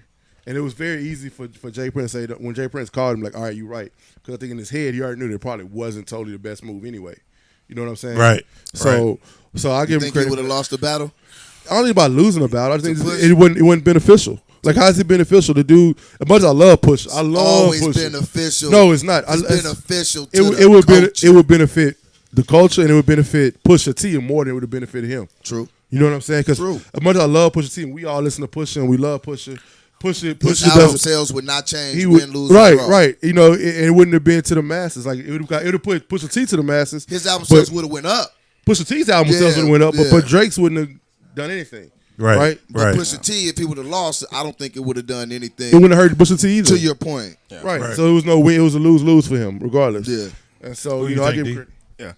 yeah, I definitely think Drake is he is the industry right now. I mean, like I said, the He's industry, that guy. the labels, they need him more than he needs Yeah. them. I agree with you. Hands Even, down. even with that last joint he put out there, I thought was terribly whack. Everybody loves it, especially the women, that right foot slide, left foot I joint. guarantee you, if Drake decides to go independent, It's a wrap. the labels are done. You know what I like about Drake The too? labels are done. Drake bring up other people on the way as he go. Drake to me is Him doing a song with Lil Durk Yeah. just shows you. I And that think shit I was think fire. Drake That Drake- shit is massive. Drake is as much as we say he's the Michael Jackson. I think he's the LeBron James of hip hop right now. Absolutely. You know what I'm saying? I think it's the way he does his business, the fact that he's on top. You know what I'm saying? He'll drop whenever he decide to drop. You know, everybody's going to like. I know every time he drops, I want to hear it. I may not like the singing he puts in the middle of it, but I can't wait to see. Yeah, what it is. your He's gonna- curiosity is there. It's there. Like I want to see. I like Drake. I like singing, too. mixtape Drake before he ever signed a deal. Yeah. You know what I'm Backpack saying? Drake. So, Mixtape Drake was crazy. so you know, I like and I think he benefited a ton, lyrically wise, hanging around Lil Wayne all the time. Of course he did. You know what I'm saying? I think it No shows. question about that. And Tiger too. Yeah, I agree with that. So, yo, shout out to Drake. He's done his thing. That new track, I don't know if y'all heard that shit yet, but that new shit, It's fire. It's fire. That new shit with Lil Durk is fucking. shit What's called? Who put out Crazy. a track that I? Oh crap! Who put out a track? I'm going. What back. is it? Laugh Now, Cry Later. Laugh Yeah, Now, yeah. Cry Later. That shit is Somebody, hold on, let amazing. me hit this real quick. Somebody put out a track just now that now maybe about 2 weeks ago when at the same time that came out, that caught me totally off guard. For him to pick Dirk to get on that shit though, Yeah. that shit was genius. But then look, this is another thing that I've noticed about Drake. It seemed like he know how to fit in different places. Drake could sound like he from Britain one day. Right. Then the next day you be like, damn, is he speaking patois? And you know what I'm saying? you know what else we don't realize about He studies other musical cultures though. But you know it's How in to his blood. dominate. People don't understand it's in his blood. The guy that put Prince on and made Prince hot was Larry Graham. Right? Larry Graham was the first original singer of the Commodores before Lionel Richie Yeah, that's his and people. Graham Central Station. That's his uncle. Yeah. That's his dad's brother. And his dad's a musician. His dad's a musician, and Right. I say his dad's family from Silsbee, Texas, right? And so I kind of knew this. I didn't realize for a minute it was my homeboy's first cousin because his dad is the other brother. But having that in his system, you know what I'm saying, music wise, and understanding that is humongous, man. You know what I'm saying? It's part of being in a part of the right gene pool. Part of being in Lucky, the right lucky thing. sperm club. You know what I'm saying? Yeah. And you are what everybody already knows Drake's dad and what he's meant to music. You know, throughout history, coming from that Memphis culture. Yeah. No He's doubt. been a musician, Yeah. just like Nas's dad, Right. coming from that Memphis culture. Pimp C's dad was a musician. Was a jazz musician too. People don't understand that. Yeah. And that always helps a lot. So. Yeah, it does. Well, Yo, look, shout out to Drake. We'll talk Shout out about, to Mike. Talking about good sperm. If you got to watch this, All right, man. On that note, I don't know what he's gonna say. We're gonna shut this I down. was Yo, gonna Sticks say- and Shit Talk. I Check was out right gonna now. say- Hold on. Episode 4, Hold on, baby. this episode 4. Check out episode 4 as it drops sometime this week. Episode 3 is dropping. is dropping right now. Episode 2 and episode 1. Go back check that out on YouTube. Sticks and Shit Talk podcast. Check out Sticks and Shit Talk podcast on Instagram. On Facebook, we have 4 Brothers Podcast. Go check YouTube, all of them. YouTube. We getting only better every episode as we go by. Subscribe to the YouTube channel. Make sure you do that. Make sure you check out Jay and Delvin on Westside TV and their personal IG pages, Delvin Expert and JSteve201. Check out my man. We don't give no credit to my man Tyrone. Tyrone, this wouldn't be possible without Tyrone and K-Tron back there. But Champ this is what Singleton. they do. You can check him out personally on Instagram at urban.tyrone, but also his Soapbox Heroes podcast, KCOH. He got his own station coming. Check out my man. You can check me out on Milestream TV as well as Miles Anthony Can I on finish my Instagram. good No, you sperm? can't finish anything. No, Well, I'm Hey, about man, to. on that note, Hey, yo, cut the camera, if you cut the guys mic, watch this- yo, cut the mic. No. Whoa. No, you are a part of the good sperm pool, and we thank you for watching. Have a good evening. Clean that up. Appreciate it.